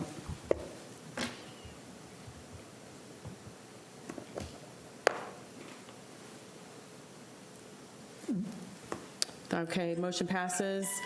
Okay. 5-1. I'm sorry, 6-1. Okay. Okay, I'm going to pass the gavel back to the mayor. Okay, thank you. And now we'll move on to item D, request for consideration of all reappointments/appointments to the Affordable Housing Advisory Board. Madam Mayor? Yes. As part of your package, we provided a spreadsheet. Their requirement is a 12-member board, one member from 12 different categories. And the spreadsheet that we provided, if you go through the exercise, the most you will be able to appoint will be 9 members. There are several categories in which no one qualifies for. So we provide that spreadsheet to assist you in your individual deliberations. And like I said, I believe the most you all can appoint would be 9 people.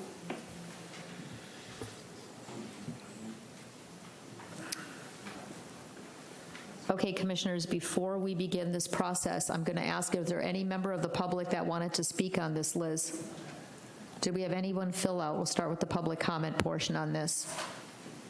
Mayor. Okay, then we'll close the public comment portion on this item and get that taken care of. Okay, so we are going to approve these one by one. You have a member list, you have the reappointments, and you have the spreadsheet. So,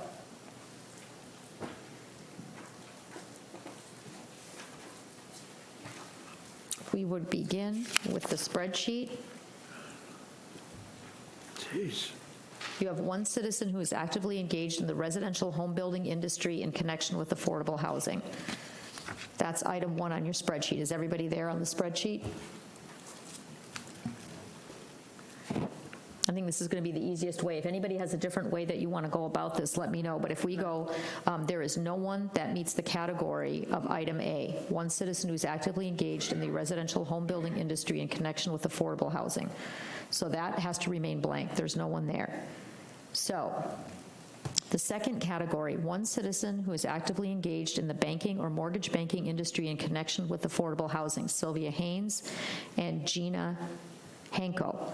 I would also let everyone know that Sylvia Haynes also qualifies for item G, one citizen who is actively engaged as a real estate professional in connection with affordable housing. And there's 3 people that are in connection with that. So Sylvia Haynes and Gina Hanko both qualify for item B. And I believe, is it Ms. Hanko that is the current holder of that slot? Or no? No. Is it Sylvia? Sylvia? Okay. So we need a motion for the one citizen who is actively engaged in banking or mortgage banking industry in connection with affordable housing. So your choices are Sylvia Haynes or Gina Hanko. Mayor, I want to make a motion to... Okay, go ahead, ma'am. To make a motion to reappoint Sylvia Hayes. Oh, wait a second. She's Stop. already on. Hold on, Vice Mayor. Commissioner Avila Vasquez, you were on the board first. I apologize. No? Okay, then Vice Mayor, you're on. So you want to reappoint Sylvia Hayes. Okay, is there a second for reappointment of Sylvia Hayes as the one citizen actively engaged in banking or mortgage? Okay. May we vote, please? Joyce, do you want voice votes on these? Or you got the? Okay.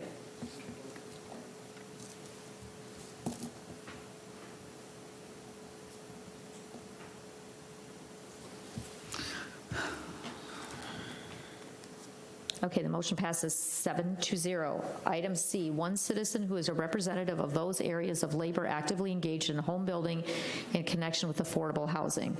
And the only person that qualifies is Michelle Wallace Chin.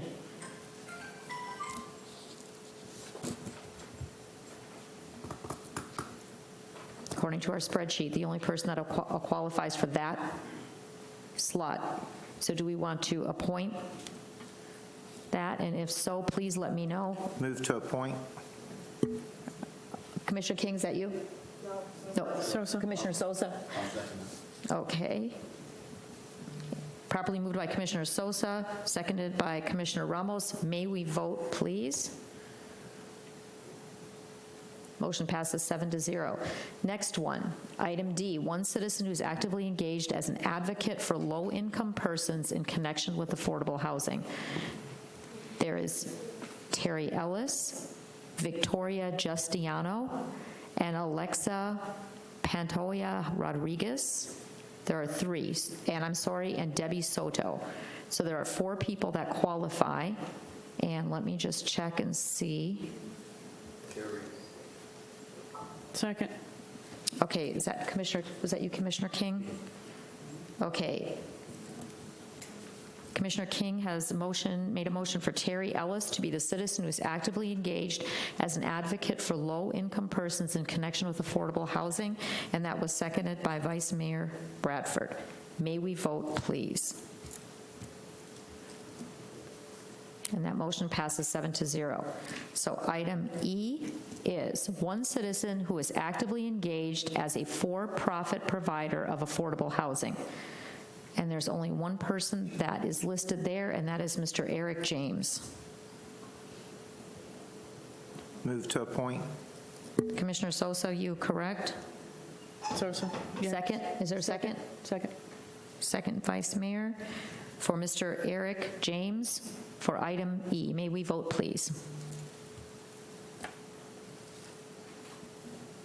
Motion passes 7-0.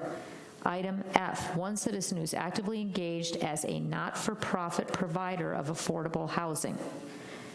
We have Jody Pena Castaldi, and we have Kelly Picciota.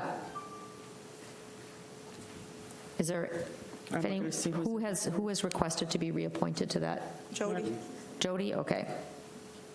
Do we have a motion and a second? Unless someone wants to do. I move to reappoint Jody. Is there a second? Second. Okay, reappointment properly moved by Commissioner Avila Vasquez, seconded by Vice Mayor.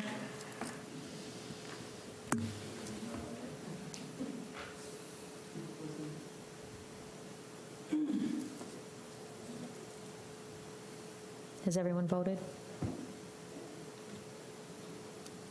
Okay, motion passes 7-0. Item G, one citizen who is actively engaged as a real estate professional in connection with affordable housing. We have a multitude here. We have Sylvia Hayes, which she's already out because she's already done. I'll make a motion. Cassie Landron. Yes, ma'am. I'll make a ma'am. motion for Cassie Landrum. Okay, is there a second for Cassie Landron? Second. Who seconded? Commissioner Dana. McCool? Okay, properly moved by Vice Mayor, seconded by Commissioner McCool for Cassie. May we vote, please?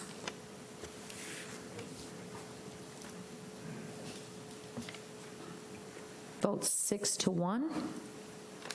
Item H, one citizen who's actively serves on the local planning agency pursuant to Florida Statute 163.3174. And that is Mr. Manny Rodriguez. And he would like to be reappointed. Motion to reappoint. Second. Okay, Commissioner McCool to reappoint, Commissioner Ramos for the second. May we vote, please, for Mr. Rodriguez? Motion passes 7-0. Okay, item I, one citizen who resides within the city of Deltona. We have 3. And Commissioner Ramos, if you would tell me who would like to be reappointed, who on there, we can pick somebody else, but it is Patricia Olsey Hoback. Yeah. Another person is Tyron Basil, and a third one is John Crossan. Okay, is there a motion for that? Second. Okay, Commissioner Ramos has moved for reappointment of Patricia Hoback, and seconded by the Vice Mayor. May we vote, please, for reappointment? Motion passes 7-0. Item J, one citizen who represents employers within the city of Deltona. And there is no one that qualifies for that. So we'll move on to item K, one citizen who represents essential services personnel as defined in the local housing assistance plan. The only person on that is Dolores Guzman. Mayor, I make a motion to appoint Dolores Guzman. Okay, is there a second? Properly moved by Vice Mayor Bradford, seconded by Commissioner Ramos to reappoint Dolores Guzman. May we vote, please? Vote passes 7-0. That is it as of now. So you have 2 openings. A, one citizen who's actively engaged in the residential home building industry in connection with affordable housing, if anyone is interested in applying for that. And item J, one citizen who represents employers within the city of Deltona. So, Madam Mayor, we will make an effort to advertise that and get it out so that we can get some applicants. okay, perfect. So we have appointed all of them. Commissioner Avila Vasquez, you're on the board still? Okay. All right, we'll move on to the next item. E is a request for approval of the task authorization with Besh Health, Inc. to conduct a wastewater feasibility analysis of the areas adjacent to Saxon Boulevard and Deltona Boulevard for commercial development in accordance with their agreement with the City of Deltona and RFQ number PW 2020-09 for continuing on-call water and wastewater utility line engineering services in the amount of $29,980. Mr. Peters. Yes, ma'am. We've made several references to this area tonight. First of all, with my presentation on having a product. And Madam Mayor, you made reference to a restaurant that wanted to go in at the corner of Deltona Boulevard and Enterprise. This particular task authorization is a preliminary design that will include a commercial real estate broker to develop a plan as to how this area can be developed and what's the most appropriate way to get utilities to it. Coming out of this preliminary design will be another task authorization to do the final design. This particular contract is important so that we can define the actual area that we will be providing utility to in the final design. Okay, Vice Mayor. Yep, we were just talking about this. I move to approve the task authorization with Besh Health to conduct a wastewater feasibility analysis of the areas adjacent to Saxon Boulevard and Deltona Boulevard for commercial development in the amount of $29,980. The acting city manager has the authority to make corrections of Scrivener errors and the like. Second. Properly moved by Vice Mayor Bradford, seconded by Commissioner Ramos. Is anyone from the public asked to speak on this item? Yeah. That closes the public portion of this. May we vote, please? Is there someone on the board that, Commissioner Ramos, are you still on the board or? No. Okay. I'm sorry. May we vote, please? Can you put me back up?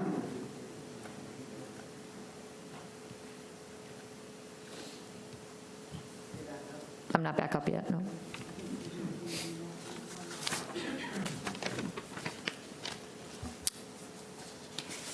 There we go. Lord have mercy. And the motion, somebody not vote?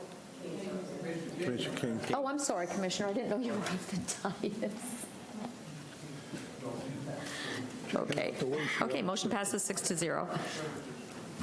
Okay.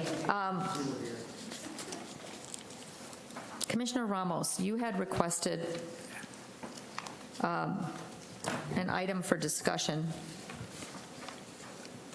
Did you want to discuss that now, or did you want to do it in special reports and requests? Well, let's just go ahead, if you don't mind. I think we still have public hearing. There's probably what they're going to be speaking about, and I think it would be fair to give Mr. Peters an opportunity to speak in reference to the events or activities that happened this weekend. I know we've received a lot of emails, and I just want that to be out there in the public for everything that we've received as well. So if Mr. Peters can give us a report of what If the commission is good with that, or would the commission prefer to hear public comment first? Right. Prefer to hear first, and then Mr. Peters. I'm fine with that. Okay. Okay, we'll move to the public forum.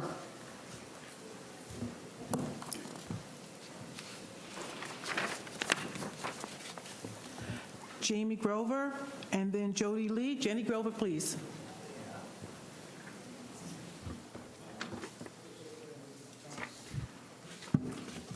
Good evening, and thank you for giving me this opportunity to talk to you guys about a couple of things. My name is Jamie Grover, and I'm the Executive Director of Special Needs Ability Program, otherwise known as SNAP. I'm also a proud Deltona resident. We were invited to have a fundraiser done for us in July of this year by One More Bar and Grill here, which we graciously accepted, and I know the mayor and several commissioners were at that event. Since then, we have been doing a monthly food truck event there, and it's been very, very, very well received. I think it has been handled very well as far as making sure public safety is taken care of and the whole 9 yards. That's what I wanted to say about that. The event last weekend was fabulous. I mean, we had so many people from all over Volusia County and Seminole County come out and participate in that. It was also to benefit our program. Our program does not receive any state or federal funding. We receive no funding from the county and or cities that we operate in. We do everything by fundraising. With the pandemic, I can tell you that we almost closed our doors after 11 years of being a nonprofit organization working with families that have children with disabilities. So with that being said, what I would like to address with the commissioners is I know the permit process was not followed here, and I'm aware of that now. We don't do anything that is not within the guidelines of the cities and that we're doing events in. So, you know, we have a stellar reputation in Sanford where we do a lot of outdoor activities and events because we go through the process and we do exactly what we're supposed to do. And the difference is the permit process in Deltona, I think, is much more difficult, and it takes more time to get any event approved. So I would like to suggest maybe a consideration to do something like it, maybe a fast pass on permits. You know, I would rather pay you guys $200 for a permit that I can get within 30 days, because a lot of times when we have an event that comes up or we're designing a function for fundraising, it's time sensitive, you know, and if we have to wait 2 months and then have time to advertise that to bring the people out, it's just exhausting. And we don't ever advertise anything until we have that permit in our hand because we don't want to have egg on our face. So I'm just hoping that the city of Deltona, we've done a lot of events here. We've participated in a lot of events with the city, and it's always so difficult here, and I don't think it needs to be. I think that if we could do something like a fast pass on something, I don't know how that works internally, you know, that would be up to you guys to figure out how that works. But I think there's got to be something that doesn't stifle bringing business in, and these events do bring business in. It brings people in and seeing how wonderful our city is, and driving down, Howland Boulevard, seeing all the improvements that are being made. But I can tell you, as a nonprofit organization, we love doing events because we work very hard to raise the money to support our program. In 2020, with the pandemic, we went from zero income, but our services, the demand for our services quadrupled because families were being quarantined, schools were closing, virtual schooling. We were in so much demand. I was working 16 hours a day, 7 days a week, and then still was looking for more hours to accommodate the families we serve. So to have our fundraising stifled is pretty devastating to us. And I'm sorry. That's okay, thank you. Whatever you guys need us to do, I just would hope that the permitting process would be simplified a little bit. Thank you. Thanks so much.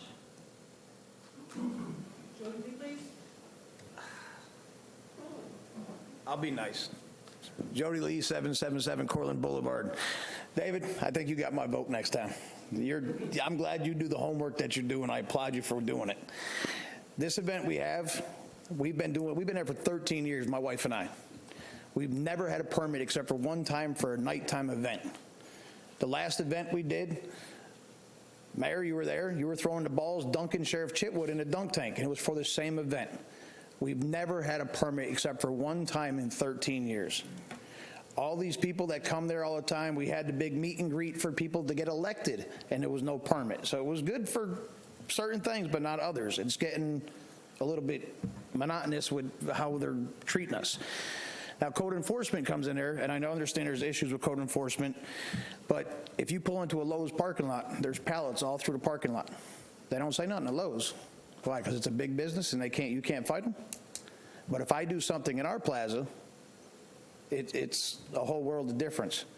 Now, I understand it was not a secret meeting, but a meeting the other day about trying to fast our permit.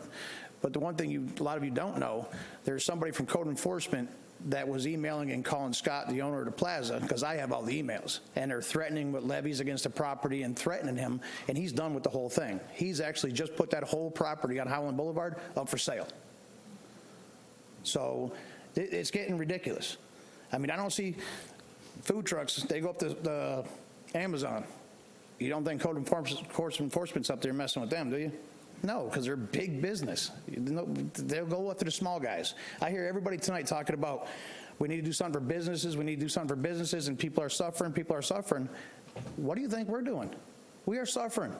That place has been open since 1989, and it's been there. And we're suffering. I don't make any money off any of these events. I have food inside.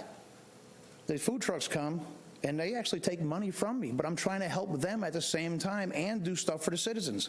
We had a water slide there this weekend. We had a bounce house. All the kids were having fun. It's free family stuff. I mean, if the city can't put on one of these events, I'm getting now in trouble because if I want to do it. They got a phone call into Alcohol Tobacco saying that we had alcohol. Well, we do. I have a liquor license. I have a 401c. It's a catering license. I can use it anywhere in Volusia County. I have ours. It's a package and consumption on premises. But now they're calling ATF on me to make a complaint. I mean, they said that the newspaper article today said they had no knowledge of this event. Code enforcement was told on Friday that we're having an event on Sunday, and if we have it, shut it down. Somebody couldn't just call me on Friday and ask me about it? No, they waited until 3 o'clock when we opened the event. We were setting up at 12. They didn't say nothing Friday. They didn't say nothing all day Sunday. They waited till we opened purposely to do it. Then I see the newspaper article today about blocking traffic, 4 lanes of traffic. We had cars there. That's a total lie. There was 3 sheriff deputies there, and they said they're going to stay around the property so there's no safety concerns. There was none. It was a total lie. I'm a small business. Me and my wife are small. My wife's not going to talk. She's too emotional over it. Because it's almost to the point, as long as this business being there, we're going to put it up for sale. Because maybe you all are caring, but there's people in this building that work here that do everything they can to make businesses difficult here. And I just hope you all pay attention. because it's very difficult to do business in the city. Thank you. Thank you, sir. Mayor, that ends public comments.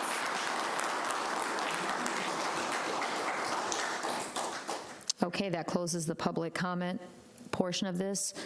We're going to go on to consent, and then we will have some sort of a commentary at the end when we have commission comments and so forth. So, comments on consent items. Do we have anybody that filled out for comments on consent? Okay, then we'll close the public comment portion of consent, the consent agenda. This evening, item 11A, request for approval of the task authorization with Besh Health, Inc. for the design, permitting, and pre-construction bidding services for the water main replacements in accordance with their agreement with the City of Deltona and RFQ number PW 2020-09 for continuing on-call water and wastewater utility line engineering services in the amount of $125,880. Item B, request for the approval to procure planned and scheduled replacement desktops and laptops for all departments from Dell Technologies. Request for approval for the annual one-year renewal for agenda management software. And that concludes the 3 items that are on consent. Do we have a motion? Mayor, I'll make a motion to approve A, B, and C on the consent agenda. Properly moved by Vice Mayor Bradford. Is that Commissioner Sosa, you seconded it? Seconded by Commissioner Sosa. May we vote, please, on items A, B, and C?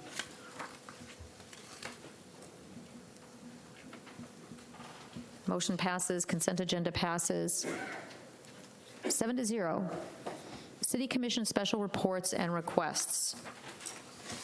Commissioner King, you had one. Does anyone else have any other special reports and requests?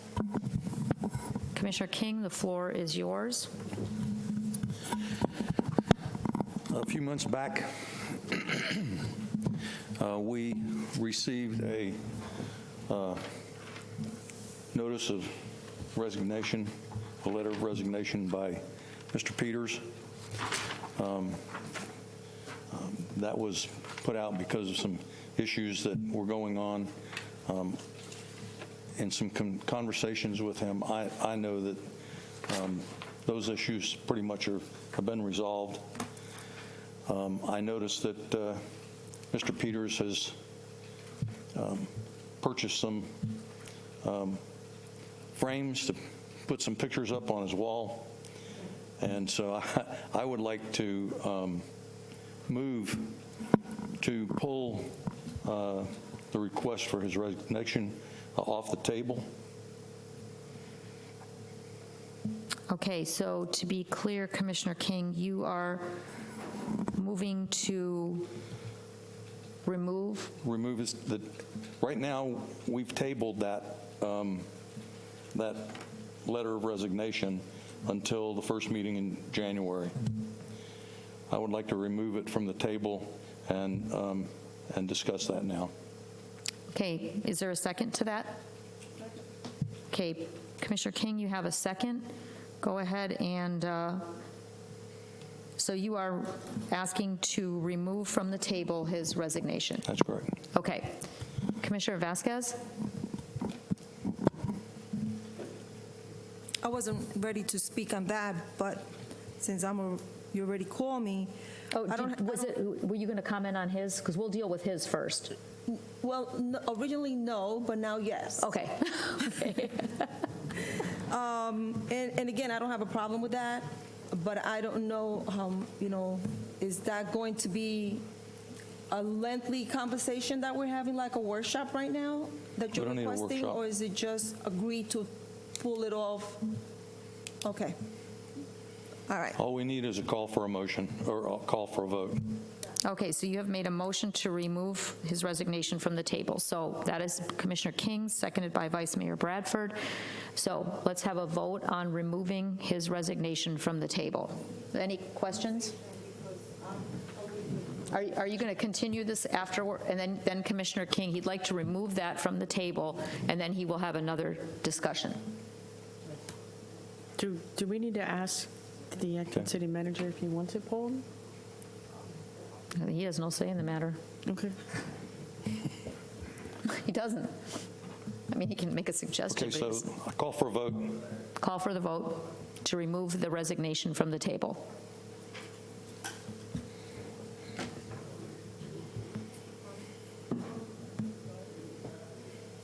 And the motion passes 7-0 to remove the resignation from the table. Commissioner King?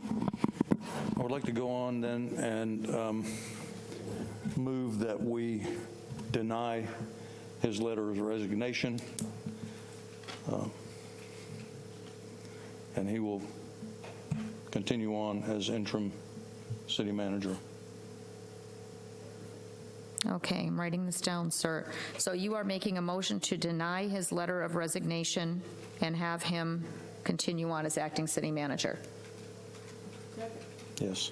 Okay, properly moved by Commissioner King, seconded by Vice Mayor Bradford.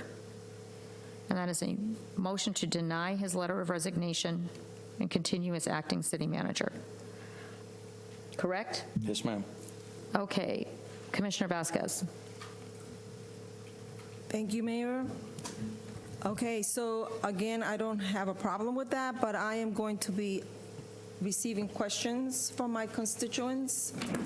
So does this mean that we are not going to be looking for a permanent city manager? No.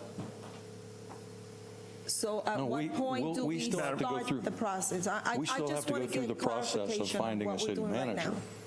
I'm sorry? Madam Mayor, if I can interject here, I think the proper motion under Robert's rule would be to table it with no date certain, and that way it's gone. Right. That way you don't actually vote on the resignation, you just table it with no date certain, and the matter's done. City Attorney? Well, the problem with that is you just took it off the table. Yeah. It we just was took it off the tabled. table. So if you wish to table it again, you can certainly do that, but the it's still initial there. We motion haven't done was to remove it from the table and then to reject it, I guess. Exactly. Second motion. Second motion is to deny the letter of resignation and leave everything the way it is now. We still have to go through a process of the search and a city manager. That's what we're down the road. You still have to do that. He's still the interim city manager. But Am I correct? basically, what you're trying to do is avoid a resignation in January. Right. But we've removed it from the table, so I'm not understanding. That's why. Mr. Attorney, do we have to do another vote? I mean, it's removed from the table, so there's nothing on the table to vote for. You removed it from the table, and that passed, and then a motion was made, and you can deal with that motion, or theoretically, I guess you could put it back on the table. If it's put back on the table, does it need to be addressed in January? Yeah. Well, let's take care of it right now. Correct? Well, you could table it to whatever time, a date certain, or just put it on the table, period, and then call it up when it's appropriate to a majority. I believe under Robert's rule, there are two different forms of table. There is a table to a date certain, which means you have to deal with it on said date. The second is you just simply table it and it's done. It's over with. As soon as this meeting's over with, there is no, because the only time you can take a item that is tabled without a date certain off the table is at that meeting.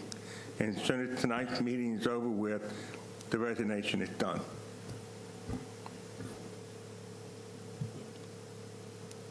So then I move to table the resignation altogether with no date certain.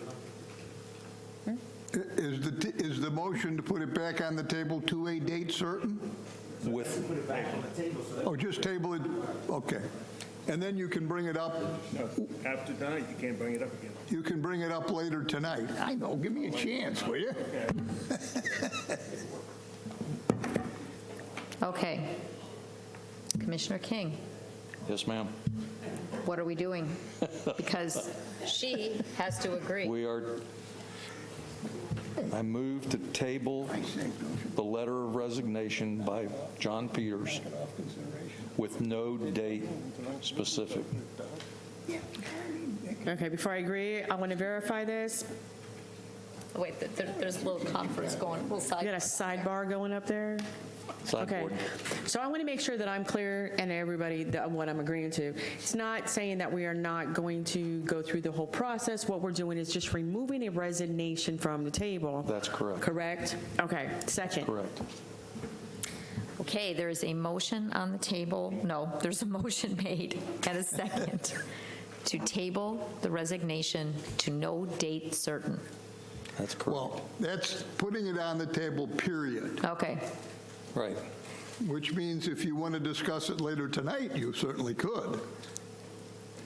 But it could only be done tonight. Tomorrow, it's done. I'm not 100% certain on that. That's what Mr. Peters has said. And he may very well be right. I haven't looked at that.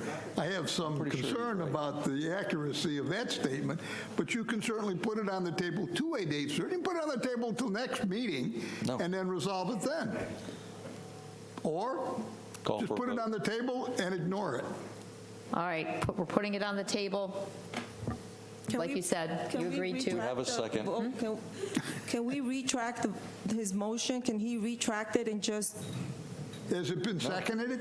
Yes, she agreed to change it. It no longer belongs to him, it belongs to everybody, once it's seconded. Right, we haven't voted on it yet. So it can't be retracted now. All right, so the first motion was to deny his letter of resignation. The first motion that you made and seconded by the Vice Mayor was to deny his resignation. The first motion was to table, we did that. That's right. To remove it from the table, we did that. Now we're making a motion to put it on the table, to table it with no date specific. Right, but So your it's- previous motion that she seconded, like you said, there was a previous motion that moved to deny his letter of resignation. We need to vote on that. Unless, we have to vote on that, or can he amend the motion? Has the motion to deny the resignation gotten a second? Yes, by Vice Mayor. It now belongs to the body. You may determine it, or you may make a motion to amend it. Make a motion to amend it. Okay, I'm making a motion to amend the first motion. To what extent? You need to... To what? We voted on the first one. I am moving to amend the first motion. No, the second motion, actually. Second motion. To No, you're not. Sorry. table the resignation letter with no date specific. Madam Mayor. He's amending the original No, because motion. I want the motion is done.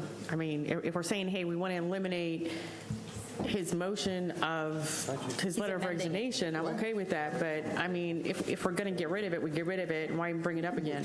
I mean, obviously, he wants to resign, he can give us another letter. But if we're saying, hey, I want Madam to Mayor. eliminate it, we eliminate it. If I may interject. Yes. Now that this item has been taken off the table, I just will announce that I rescind my resignation, and y'all can accept that, and we'll be done. I accept that. There you go. That's fine with me. But we have a motion and a second. I rescind my second. All right, you're rescinding. Mayor, since you have a motion on the floor, the simplest thing, given Mr. Peters' action, is vote no on the motion. Done. Just vote no. All right, let's vote. Let's get this first motion out of, his amended motion out of the way. Let's vote no. No, vote no. To vote no, sorry. Huh?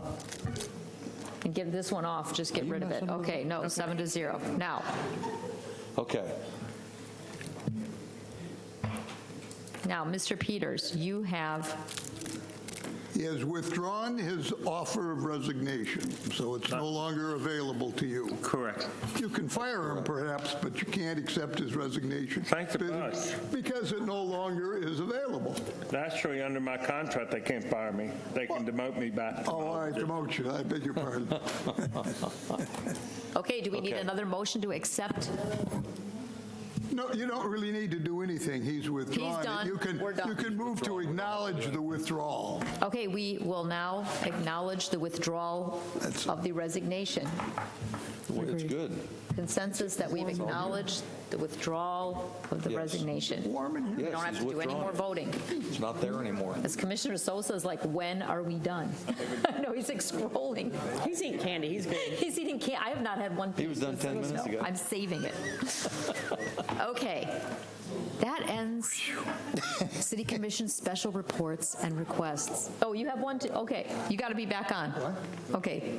I'm sorry, I didn't. Which one? Okay, so, Mr. Peters, is he still acting city manager? I think he is, yes. You're still acting city manager. Your commissioner has a question for you. Mr. Peters, can I get an update on the overpass that was discussed a while back on exit 111 in Saxon? You know, what was the status of that? What was decided? I know that was a project that came up with, I think it was TPO, and it was sort of lost. So I'm just wondering, you know, if we can get an update on it, not today, you know, in the next meeting, if possible. I'm not sure I understand the question. Okay. A while back, there was a project to build an overpass from I-4 into the city of Deltona. I believe it was exit, oh, Ron, okay. If I may, I think you're referring to the Saxon Boulevard flyover. Yes, sir. Does that sound familiar? Yes, sir. That is, was submitted to the TPO for a planning report. And the TPO has not funded that report. So it's at a standstill right now? Yes, ma'am, it is. The shade meeting?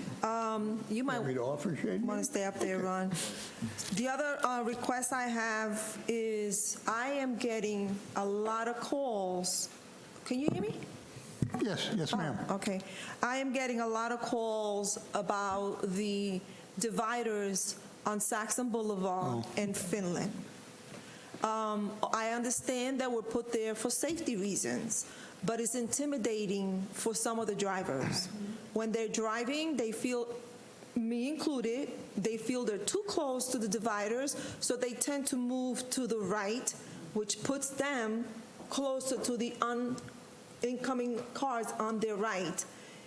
I've got the horn blown at me a couple of times thinking that, you know, and it really is a danger. I know what the intentions are to keep the drivers safe, but I think it's more of a hazard for the drivers driving there. I made this request once, and instead of looking at it, they added more in front of the Publix plaza. So I really want to take this further and see what can be done. Can you build, or can they build some kind of elevated piece of cement like they did on Tivoli, like they did on the Saxon Boulevard on the Orange City side? It's really dangerous and it looks horrible. And that is one of the main entrances to the city of Deltona, exit 111A. So I really want to take a look at this again. I brought it up to Representative Webster. He got an answer for me, which I was not happy with. Okay. My residents are not happy with it either. So can we please take a look at this again? Let me put my professional engineer hat on. First of all, Saxon Boulevard is under the control of Volusia County. And it's in the city of Deltona. Right. Part of the reason that you have what you have out there is they're very limited right away. In an ideal world, they would take an additional 6 feet on each side of the road and created a raised median instead of the reflectors they have. But they don't have that right away. One of the things that Mr. Paradise is our representative of the Transportation Technical Committee for the TPO. Mr. Paradise could request a study in the TPO budget to study this area.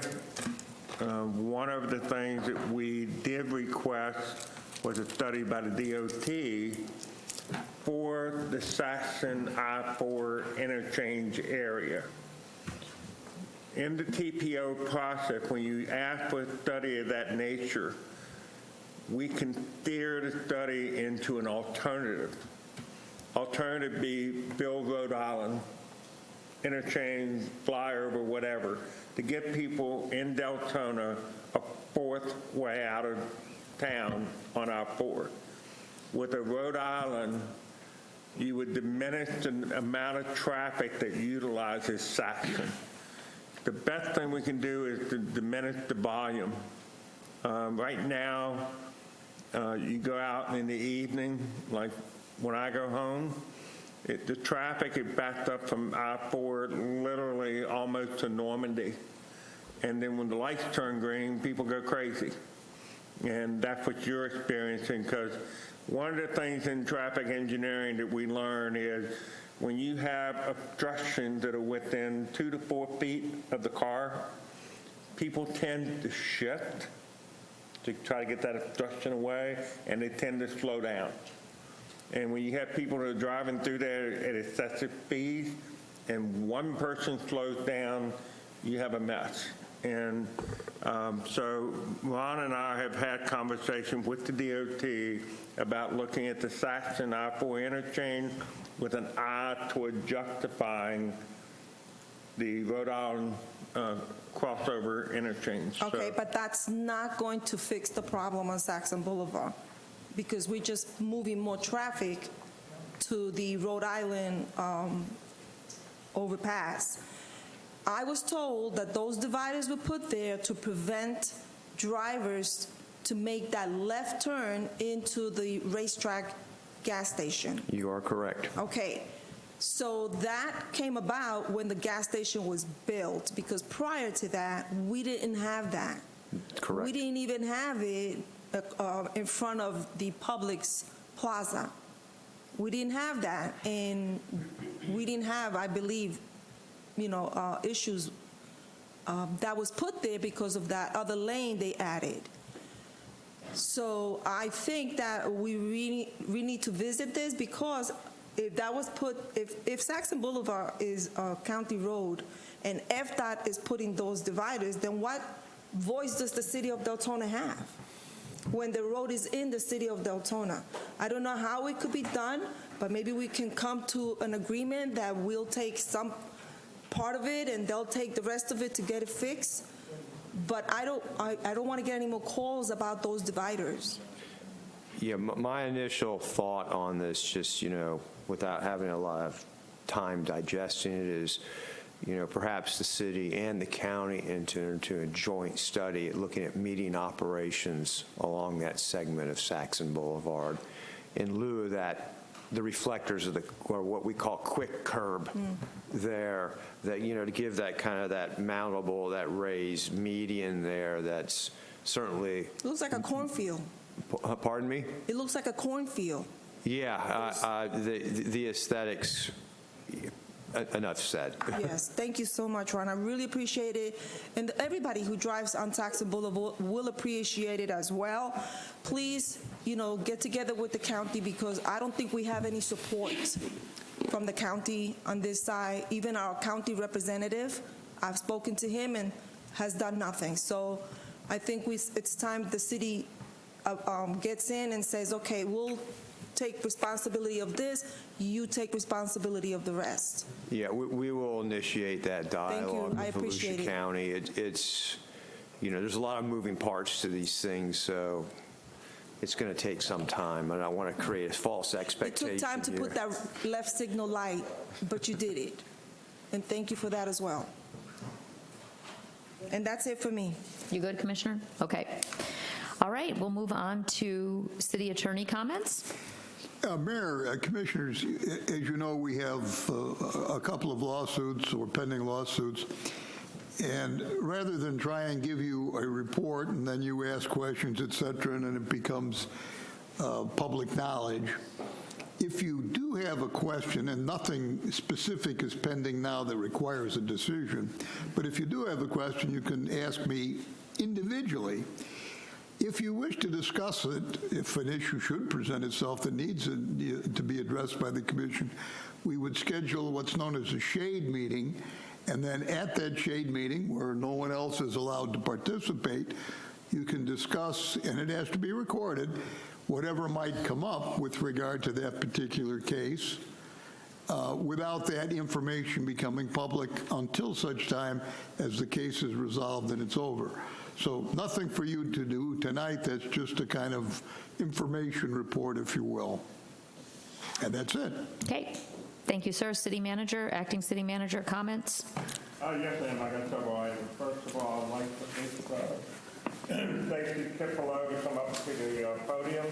I would like to introduce her. She is our new Deputy City Manager. Ms. Kipolo has honored her with us with her presence for the last 2.5 weeks. She is doing an awesome job. I basically have assigned her the departments that are on the second floor of City Hall. That would be finance, the IT, public information, and HR, and the city clerk. She has met with each one of those departments, and we have had some interesting conversations. The good news is she's reporting back that we have an incredible group of people on the second floor. Y'all should be very proud of them.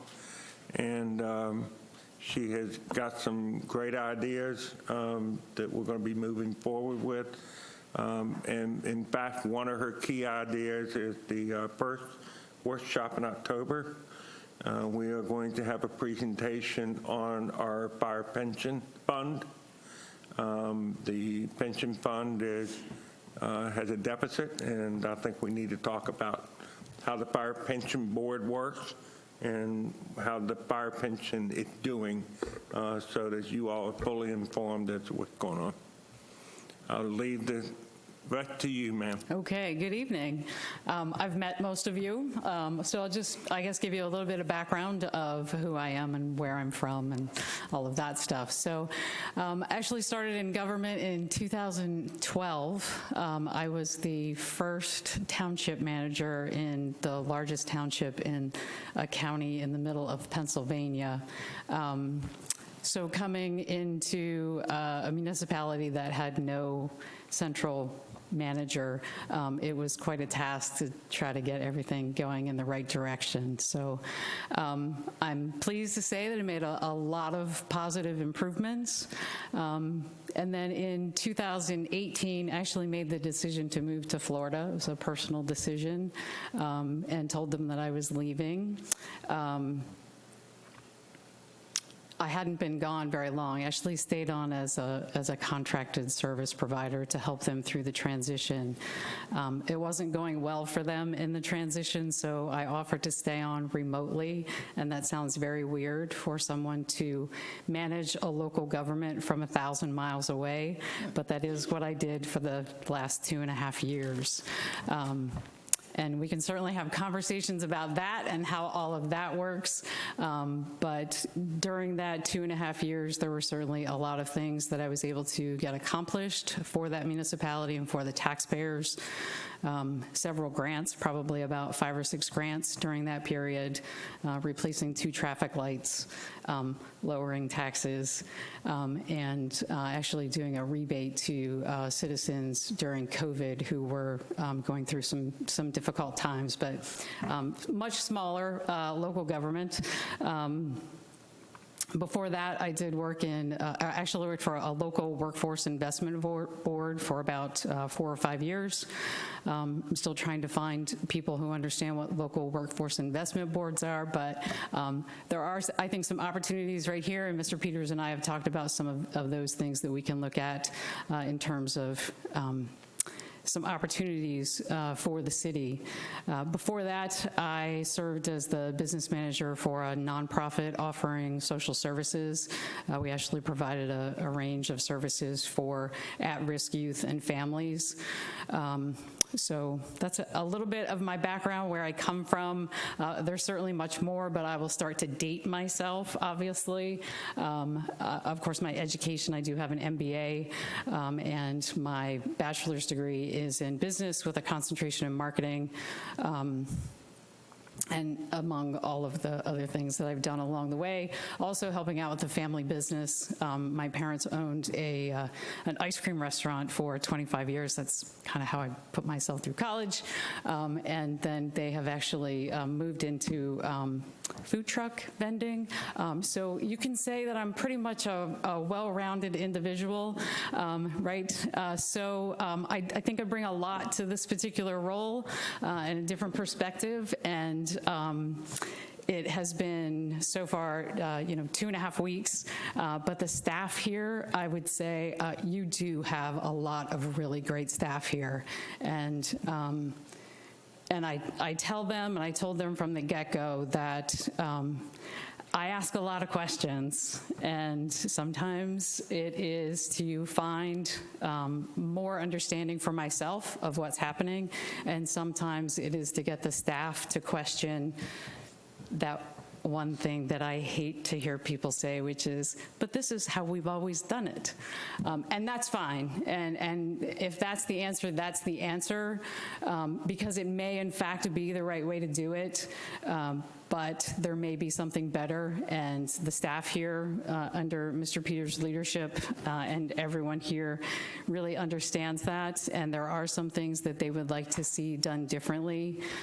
So I want to certainly keep the lines of communication open, and I can't stress enough. I mean, it is 2.5 weeks, but the staff that I have had conversations with, the knowledge that they have, the history that they have, and the ideas that they have to make things better, I'm looking forward to working with them to make that all happen.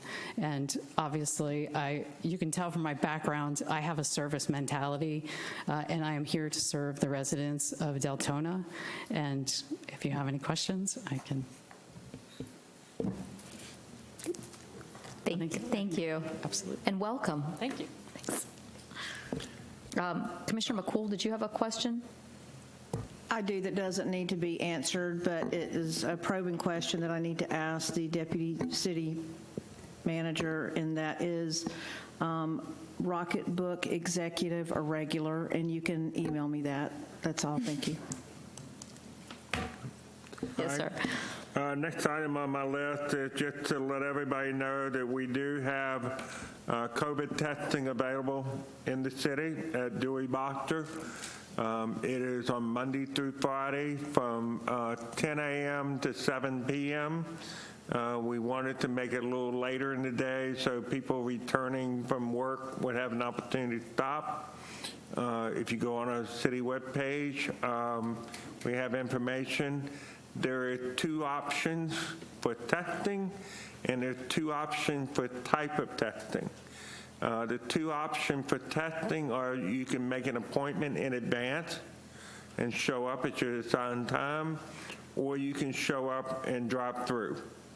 The 2 options for actual testing is they have the rapid test, which you will find out the results very quickly via text, and they have the PCR test for the more accurate test.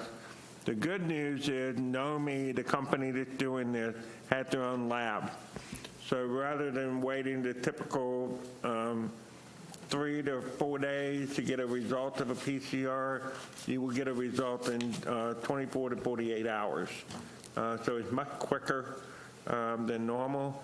We have had very robust use of it. I think Wednesday we had 179 people go through from noon to 7. And we actually had 20 people waiting in line when they opened up at noon.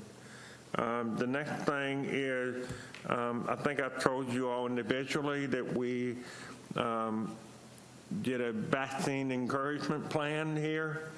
If you, before December 31st, if you get the full 2 doses, single dose, whatever is a full complement, vaccination, provide the information to HR department, you get 2 days of paid vacation.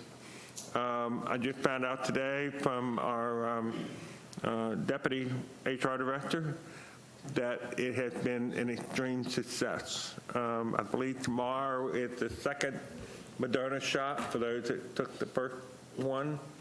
And but we have seen a real uptick in people taking advantage of getting vaccinated and getting the 2 days of vacation. So it's really heartwarming to see the results of this. I thank my staff, particularly in the HR department, for coming forward with this idea. And we made it happen. And you know, as far as I'm concerned, the more people we can get vaccinated, the better. And so that has been a resounding success. Let's see what else I have here. I believe that's it. Oh, regarding the food trucks. I sent you all several emails this morning. I fielded several phone calls and emails myself. Probably the most enlightening one was the one that came from our code compliance folks. And let me just give you a general overview. The city code for food trucks is very restrictive. That is the current code. Basically, you can have 1 truck at a church. It's pretty lax elsewhere. It's not very good. As you all know, we have been in the process of drafting a new food truck ordinance. We're trying to draft it in a way that is helpful to the businesses. As I said, we want to be business friendly. The new ordinance has provisions such as, you know, you get a one-time site approval. You know, if you want to have your food truck at XYZ barbecue or whatever, you go through a one-time site plan review process to make sure you're not going to adversely affect the business, parking, and that type of thing. You get that approved, you're allowed to be there. The second thing is, for instance, somebody brought up Amazon. You know, that is a self-contained site. When a food truck goes on to Amazon, they're there to help them through their break hours. Amazon's having a serious problem. It's a nice one to have. We had hoped Amazon would be at 1,000 people by year 3. We're not even quite, well, officially we're year 1 yesterday. They're at 1,500 employees there. And the problem they're having is when people leave for a break, they're going to McDonald's, Burger King, Wawa, and RaceTrac. That's the only thing nearby. And it's taking them an exceeding amount of time to get through. So we are putting into ordinance, if it's a self-contained business such as Amazon with at least, I can't remember if it's 100 or 200 employees, then they can have food trucks on site for the purposes of their dinner breaks or lunch breaks or breakfast breaks to assist in the process of, you know, keeping people off the roads. You know, if they can get the food on site and not have to get on Graves and Howland and Normandy, it's much better for the community. So that's going to be in the draft of the ordinance. The other thing is, at no cost to the food vendors, we're looking to open up City Hall parking lot for 2 evenings and maybe part of the day on Saturday, but right now we're looking at Thursday and Saturday. The city has night meetings here on Monday, Tuesdays, and Wednesdays. So Thursday is a good night to have it. Saturday, we could actually start it in the afternoon and go beyond. We do not intend to charge for that event, so that anybody that thinks that we're trying to make money, we can put that aside. We have event permit process and we have a special event process. For the gentleman that is part of a fundraiser, we have facilities in the city that have, when you go through the checklist for special events, the things we look at is the availability of restrooms, the availability of lighting at night, if the event goes past sunset, the insurance requirements. If you have a liquor license, you plan to sell alcohol, do you have a liquor license that extends beyond a storefront? And we look at the parking that's available, how they're going to lay it out, to make sure that we don't have traffic backing out onto our major roadways. It's all for the purpose of public safety and liability. In this particular case, we had the event on Sunday.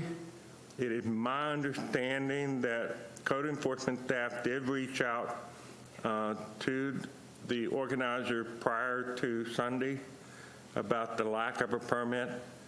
After the Sunday event, we had communications not only with the people involved in the event, but also the landowner.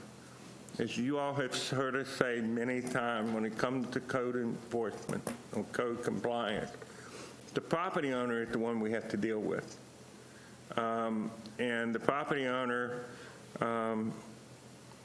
apparently, based on communication we got from them, had determined through their insurance company that they don't have liability insurance to cover such an event. Therefore, they're not comfortable with the event occurring. So that is what occurred with regard to Saturday night. I understand it's been canceled because the property owner is not comfortable from a liability standpoint. Just for the record, we received a application for a permit on Tuesday at 4:08 or something. Normally, the code says 90 days before an event. We have 15 days to review. We did a complete review within 24 hours. We had a meeting, we received it at 4:08. We had a meeting at 2:30 the following day to go over the entire thing. We made a checklist. We provided a letter back to the property owner and the organizer as to what they needed in order to have the event. We gave them a deadline today to give us that information so that we could process it so they could have the event on Saturday. We went out of our way to try to assist in making this happen. I dare say there's not very many communities that would made that level of effort to assist them in the process. It's unfortunate that a lot of information is out there in the internet world. On several of the phone calls I got this morning, when I gave them the information that I just shared with you all, they were thankful that first of all, that I called them back, and second of all, that I was able to give them the information. They were intrigued with the things that we're talking about doing with the food truck ordinance that will assist the food truck vendors in the future to be able to operate their business in Deltona in a safe manner. We are trying our level best. The drafts have been reviewed by staff. It is back in the city attorney's hands at this point to finalize it. We will be coming back to the commission with said ordinance. The determination is whether we want to have a workshop first to go over it before we actually bring the ordinance to you all, but we're working toward one of those two goals. So that is the update on the food truck situation. If you have any questions, I'll be happy to answer. Vice Mayor, Commissioner Avila Vasquez, and then Commissioner Sosa. I definitely think we need to have a workshop, and it was brought up the last time we talked about this a few weeks ago. that there's a new state statute that says we're not allowed to regulate them. So where does that come into play to the event? Because if they're saying, hey, we can't do that, that's my only concern is there new state statute trumping what we currently have on the books? That's my one question. And then I'm just going to throw this out there. I actually went by the event. I was working late, and it was quite an event going on, and I have mixed emotions about it.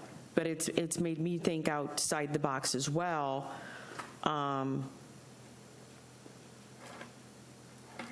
Promotion of local businesses in our plaza is not a bad thing. And I would actually, like you're wanting to have events here a couple times a month, when DDAB was actively meeting, some of the things they were doing with local business owners is how do we promote our own local businesses?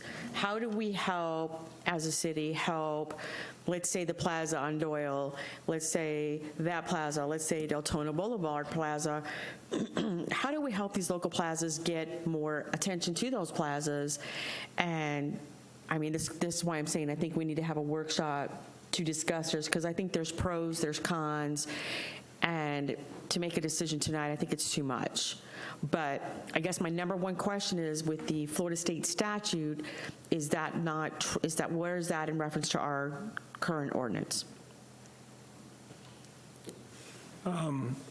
There's two separate issues. The ordinance deals with food trucks specifically.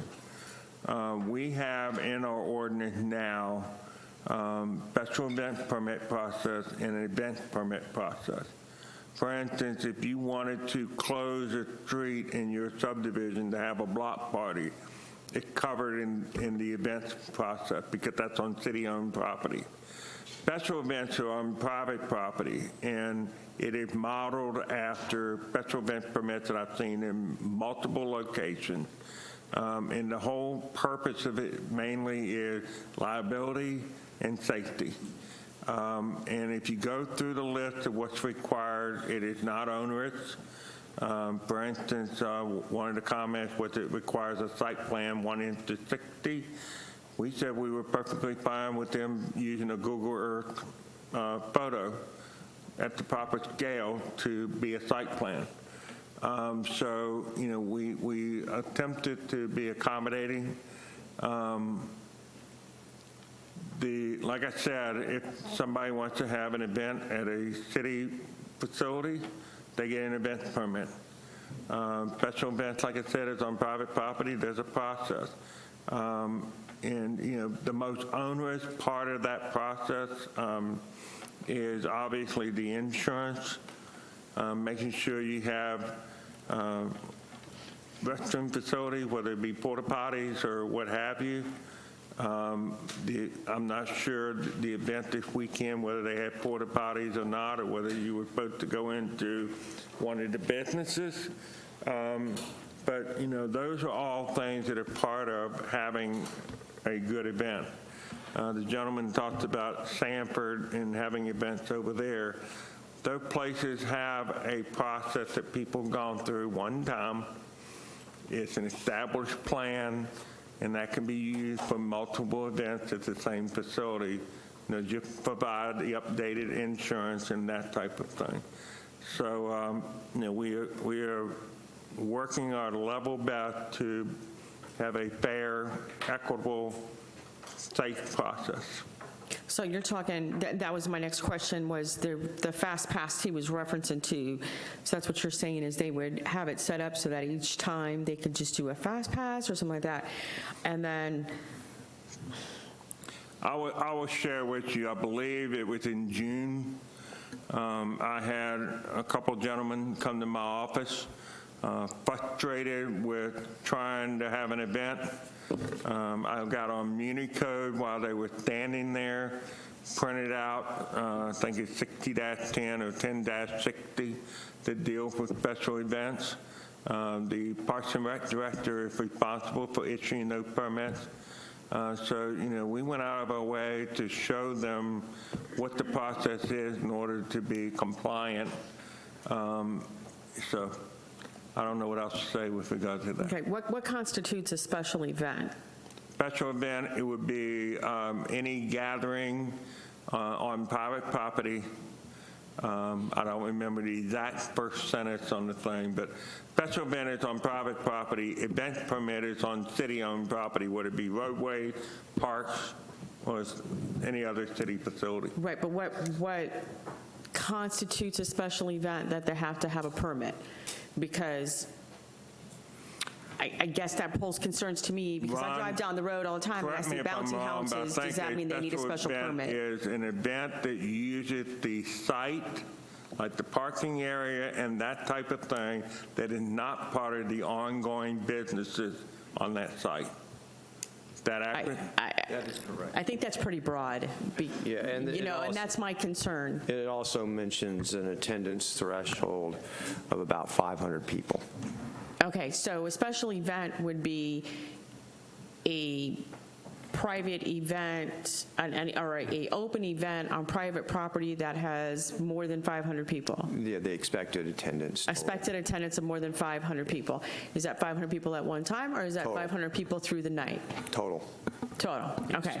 So you see where that's where I'm saying we're gonna have a little bit of confusion here, because somebody could say, oh, well, they're having a gathering over here, they need a special event. So I'm just saying, this is why I'm thinking a workshop is very much needed to see what you guys all brought together.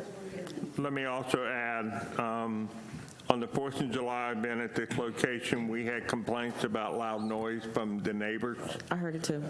And in addition, prior to this event on Sunday, we received an email from the people involved with the church at Tivoli in Providence, putting us on notice that they had seen on Facebook that there was going to be an event on Sunday. They actually came to a commission meeting because we had taken code enforcement action on them for having multiple trucks and vendors, inadequate parking. And what we would put on notice was that if you're going to allow this event to occur without a permit, then we basically can't hold them accountable. And so, it became a difficult situation for us to manage. Thank you. Okay. Commissioner Ramos. Just as a point of order, just because it's 10 o'clock, and I know if anything, we have to make a motion to extend, I think your questions are great. I think we should wait till we get the draft, have a workshop, because if not, we're going to be debating this without something in front of us. So I think the best thing, Mr. Peters, is work on the draft, have a draft for us, let's have a workshop, let the public know, food truckers know, we come in here and we have a conversation with something in our hands instead of going back and forth. Thank you. And I would also encourage the commission to go on our website, City of Deltona Special Events, Music/Entertainment/Festival Permit Application. It's on the website. You can look at that permit application that we currently have. You can also look at the other permit applications that we have, because I think we are dealing with two different things here. We're dealing with food trucks that park around the city during the day and planted in a church, and we have regulations there that say one food truck per church. There's a permit fee, which you're not allowed to charge anymore. You can't charge that permit fee at all. That is what the state preempted. So our ordinance says one per church, done at dusk. Have we enforced that? Not recently. Then you have special events. I'm almost done, because we have 3 more people on here and it's getting late. And we have special events. And special events are what happen on the weekends, when you have something in a plaza like that happened at Providence and Normandy and so forth. Special event permit. 2 different things. Madam Mayor, I did not ask the key question that the Vice Mayor asked me, and I think it's important to answer. She asked about the state law regulate what we can do with food trucks. And that's part of the reason we're rewriting the ordinance is in response to that state law. We cannot regulate the truck itself and the business itself. We can regulate the site plan process. That is the part that deals with public safety, health, and welfare. That's what we're allowed to do. In addition, the fire marshal is authorized to review the site itself, the individual businesses themselves, to ensure that they're properly handling propane tanks and things of that nature, keeping them far enough away from flammable stuff. And one of the concerns we have was it was indicated to us that this last thing that was going to be on Saturday night, that there were at least 4 of those trucks that had not been inspected by our fire marshal. That's a public safety issue, and that is, under state statute, something that we can be responsible for reviewing. And we're getting into workshop territory here, and can keep on with semantics here, but this needs more in-depth conversation, but not tonight, because it does a disservice to our public and us, because we need the information in hand, we need the feedback from the public, and we need to be more in-depth in this than this evening will allow. We can go back and forth all night on this, but Exactly. point of order. So you just said a special event is anything over 500 people, right? So if I keep it on. It doesn't say that. It doesn't say that on the permit application. That's why I'm saying what we have to look at is, first of all, Florida Statute 509.102, mobile food dispensing vehicles, preemption. It's a new law. Okay, that's one section of it. For food trucks, the other section of it is special events. I'm going to make a suggestion, Mr. Acting City Manager, that you involve Mr. Joe Hearn in this process with special events, because this gentleman does special events all around the county and has no better insight as to what goes on in all the other cities, because we're not the only city struggling with this. Every city is having to rewrite their food truck ordinances because of what the state did. You also have your Assistant Chief Shivers, who is involved with all the other fire chiefs talking about the whole food truck thing. So we need a group effort to deal with food trucks and special events. And there has to be the gentleman, fast pass, great idea. Thank you. Great idea. We have to do this, and it is up to the city to clearly define our special event process. We're not going to take any public comment. If I engage it now, I have to engage it over and over again, and they're going to beat, ma'am, they're going to beat me to death if I start interacting with the public at this late hour. We don't do that. It was public comment. I will be available after. Please feel free. We are not going to go back and forth in that, but this issue has to be resolved as soon as possible. As soon as possible. Commissioner McCool, Commissioner Sosa, are we on the board, excuse me, for this or for special events or for your commission I comments? just want to go my comments, my city commission comments. You're on for, you want to go for commissioner comments now? Yeah, you can go. Yeah. You're on the board. Yeah. Go for it. Thank you, Madam Mayor. First of all, thank everybody for coming, the public for coming to speak about this. It's a sensitive issue because we're dealing with small business, and I just want us to be careful with the optics of that, and I care about what it actually is because I'm very pro-business. And I'm not going to get into the weeds about it, but we definitely need more in-depth, and we need input from the actual food truck people, okay? It can't be a one-way conversation. It's restrictive in nature, and so there I am with that. My only concern is food handling and fire and safety issues, period. Second thing that, my last thing that I would like to bring up here is that on the back table and included in all the commissioners, city manager and city attorney, you will find an email that is from AT&T. I wanted to address a matter that was brought up as far as a public records request that was from me. This has to do with a conversation I had with Sheriff Chitwood when I was out of the country. I used my personal phone on these conversations because the city plan did not include international. I was in Honduras on vacation when a matter happened and it needed to be addressed. I called Sheriff Chitwood. We had a difference of opinion. He called me back. We had a difference of opinion. He went to review some video. He called me back. We still had a difference of opinion. There were a total of 3 phone calls made. This was around the week of May 8th through May 15th. I do not want it to be misconstrued construed that I was not trying to comply with a public records request, but I spent a total of 10 hours on the phone with AT&T trying to convince them to send me this, as this is my business phone. It is not a personal phone per se. This is my personal, private business phone that was used for this matter. AT&T told me twice on the phone when trying to gather this record they could not get me there. They could not accommodate my request, which I found ludicrous. And 10 hours later, in one phone call to AT&T with the city manager, also said, sorry, we cannot pull those records up. So I'm stating on the public record, there were 3 phone calls between myself and Sheriff Chitwood on or about the week of May 8th through the 15th. The letter here on AT&T letterhead clearly states they cannot pull the records, so I proffer this to the public for all of the questions that they might have had as to whether I was telling the truth or not. I really want to assuage any doubt in my public, legal, fellow commissioner, anybody asking for a public record that this is here. As of today, I have a new city phone. So there's that, and I just really wanted to put that out for anyone that might have a question. Have a good night. Thank you all again for showing up for the public and supporting small business, and there's work to be done, and I just really want to help with that. So that's all I have. Thank you, Madam Mayor. Commissioner King?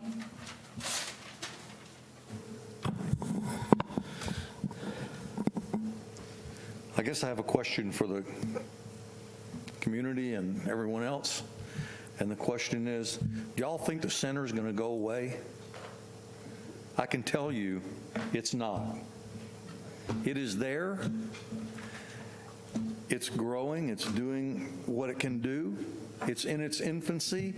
You all were lied to a few years back when somebody here at the city said that it would pay for itself in a year. That was a lie. No business does that. And I want you to know that if it's there, y'all need to come out and use it. Joe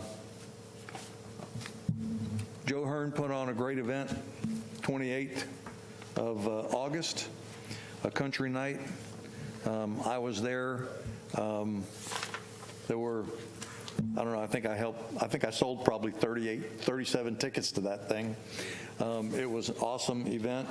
The artist, Rocky Lynn, was absolutely great. Hopefully, Joe can get him to come back and do that again. But y'all missed out on a great concert, and it was a fun time. And thank you, Joe. It was also my wife's birthday, and so we did a surprise reception for her at the center, and it was awesome. She was totally blown away. Thank you for all you did that evening for us. It was really good. Just to throw something out so you know what's coming up, Wreaths Across America is just about to get underway. So y'all start thinking about that. We've had a lot more people pass away in this past year. I just heard from Bob Rogers that the number of veterans at Deltona Memorial Gardens is now over 1,700 people. So we've got a long ways to go between now and the second Saturday of December to get those wreaths purchased and get them placed on every single veteran's grave at Deltona Memorial Gardens. We did that 2 years ago, 1,700 wreaths. Last year was a little bit slow with everything going on, but we're going to work real hard this year to try and get a live wreath on every single veteran's grave at Deltona Memorial Gardens. So keep that in mind. And I'll just throw it out now. They're $15 a piece. If you buy 2, they throw in an extra wreath. So we get 3 for $30 instead of 2 for $30. When are you collecting? we're collecting from right now until the event. So just want to get that out. Thank you. Commissioner Ramos? Thank you, Madam Mayor. I just want, again, I had a conversation with our county council. First of all, if we can just keep him in our prayers. He just wanted me to give a quick update, even though it came out in the papers yesterday, as far as the county resurfacing with Providence Boulevard, and that's Elkin Boulevard to Holland, Saxon Boulevard to Gow Street, and then Saxon to Doyle. And he also mentioned about the widening on Holland, which is going to be coming before time, the completion, and under budget. That also being said, just want to make an announcement in reference to my understanding it is set, right, Mr. Peters, in reference to the job fair, and that's going to be September 30th from 2 to 7.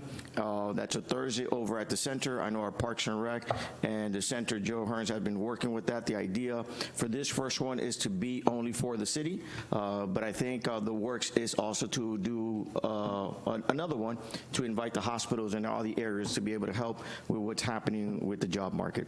Thank you and good night. Commissioner Alva Vasquez? Thank you, Mayor. Just to, first of all, I want to thank the residents who came out. And I also want to just say that we are not against you, and I'm talking about the food trucks. We just want to work with you to make everything, by the books, all policies and procedures to follow. And we're not here to fight against you. We're here to help you as well. So I just want to put that out there. And also want to mention that the City of Deltona, as of September 16 through June 30, will be accepting applications for owner-occupied rehabilitation program, which is to help residents with their roofs.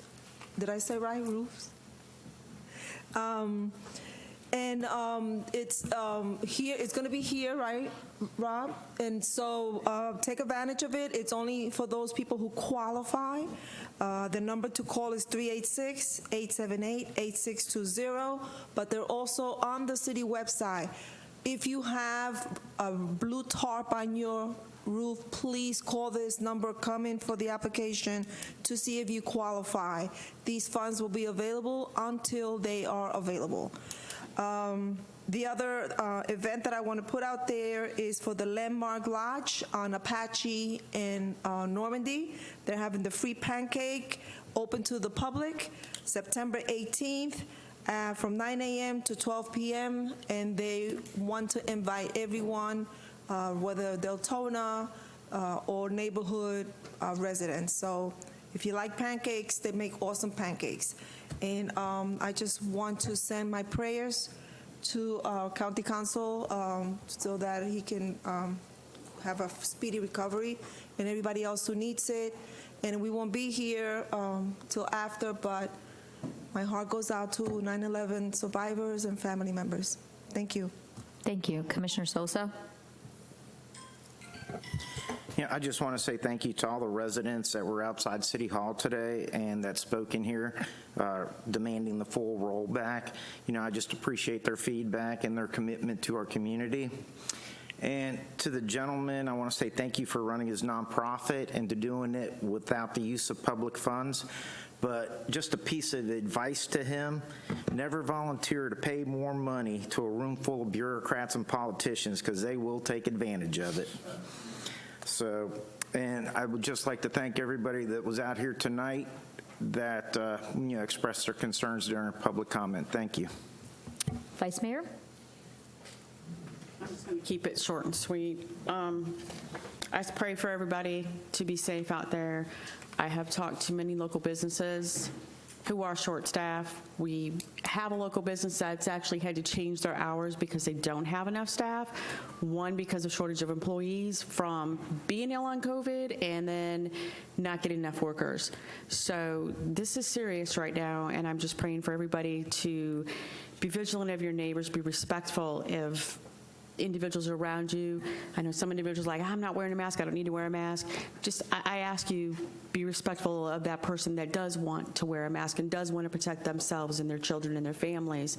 And, you know, if we're all vigilant, we can get through this. We will get through this because we are Deltona strong. You like that? So everybody have a great night. Thank you. And I just have, I just want to do a thank you. About a month ago, my mom had an incident at home where she fell. I think most of you know that. I was at a convention in Orlando for the League of Cities. And when I got home, she couldn't get up. Tried to get her up and said we have to call for a lift assist for the fire department. She was just mortified. Oh, no. But after realizing that that had to happen, I did. And they came. 3 firefighter paramedics came to the house. They got my mom up 1, 2, 3, and it was their suggestion that she be transported because of some bruising. She takes Coumadin. And it was the right thing to do. We had her transported. And I have nothing but praise for the fire department because, you know, she expressed to them that, oh, she was mortified basically that they had to come. They were going to laugh at her for falling. And they said, ma'am, we do this every day. This is what we do. And they put her at ease, and the transport was great. The firefighters and their professionalism was amazing. And you don't really appreciate someone helping you until you really need that help, and especially if it's for a family member. So thank you to our Deltona Fire Department. Thank you to EVAC. Thank you to our healthcare providers across the board who have to deal with this and much worse every single day through their ERs. And let's just keep, as I said in my opening prayer, let's keep all those in our thoughts and prayers, and whatever it is that you believe, send them good vibes, because we'll get through it, but we have to be together and we have to be kind. So thank you again, everyone. Thanks to everyone that came out. I know it's a long night, commissioners, but tonight you guys were all amazing. We are adjourned.